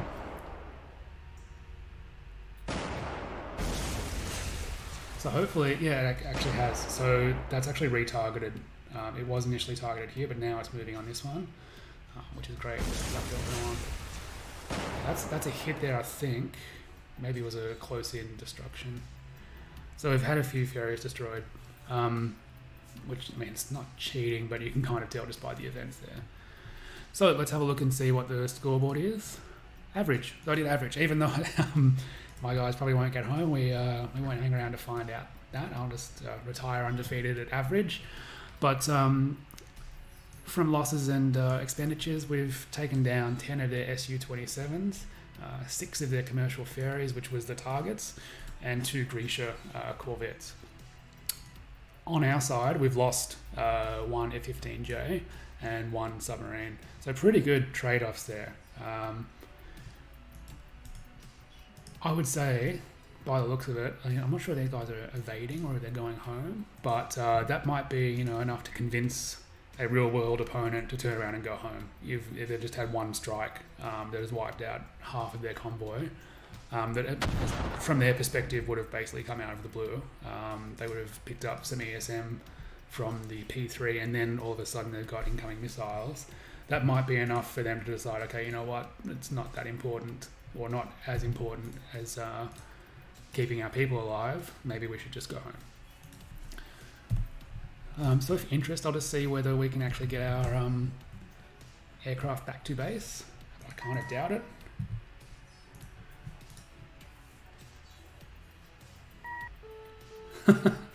Yeah, fighting over the Kirils is so passe. Yeah. Where are these missiles coming from? Okay, so these are the fighters that are coming in to protect. So I've actually gone 20 minutes over time. I allotted 3 hours. I've gone for 3 hours, 20 minutes. So I've actually got to go and do some stuff in real life now. I've got some yard work waiting for me. So thanks so much for joining me, guys. I hope that you've enjoyed it, and hopefully this will not be the last command stream that I do, and maybe we can make it a regular thing for the next couple of weeks. So thanks very much for your time, and don't forget to check in on the forum, the Matrix Games forum. I'm going to put in a few links there for things like convergent zones, the sound packs, and how to add overlays. Okay, thanks very much, guys. See you later.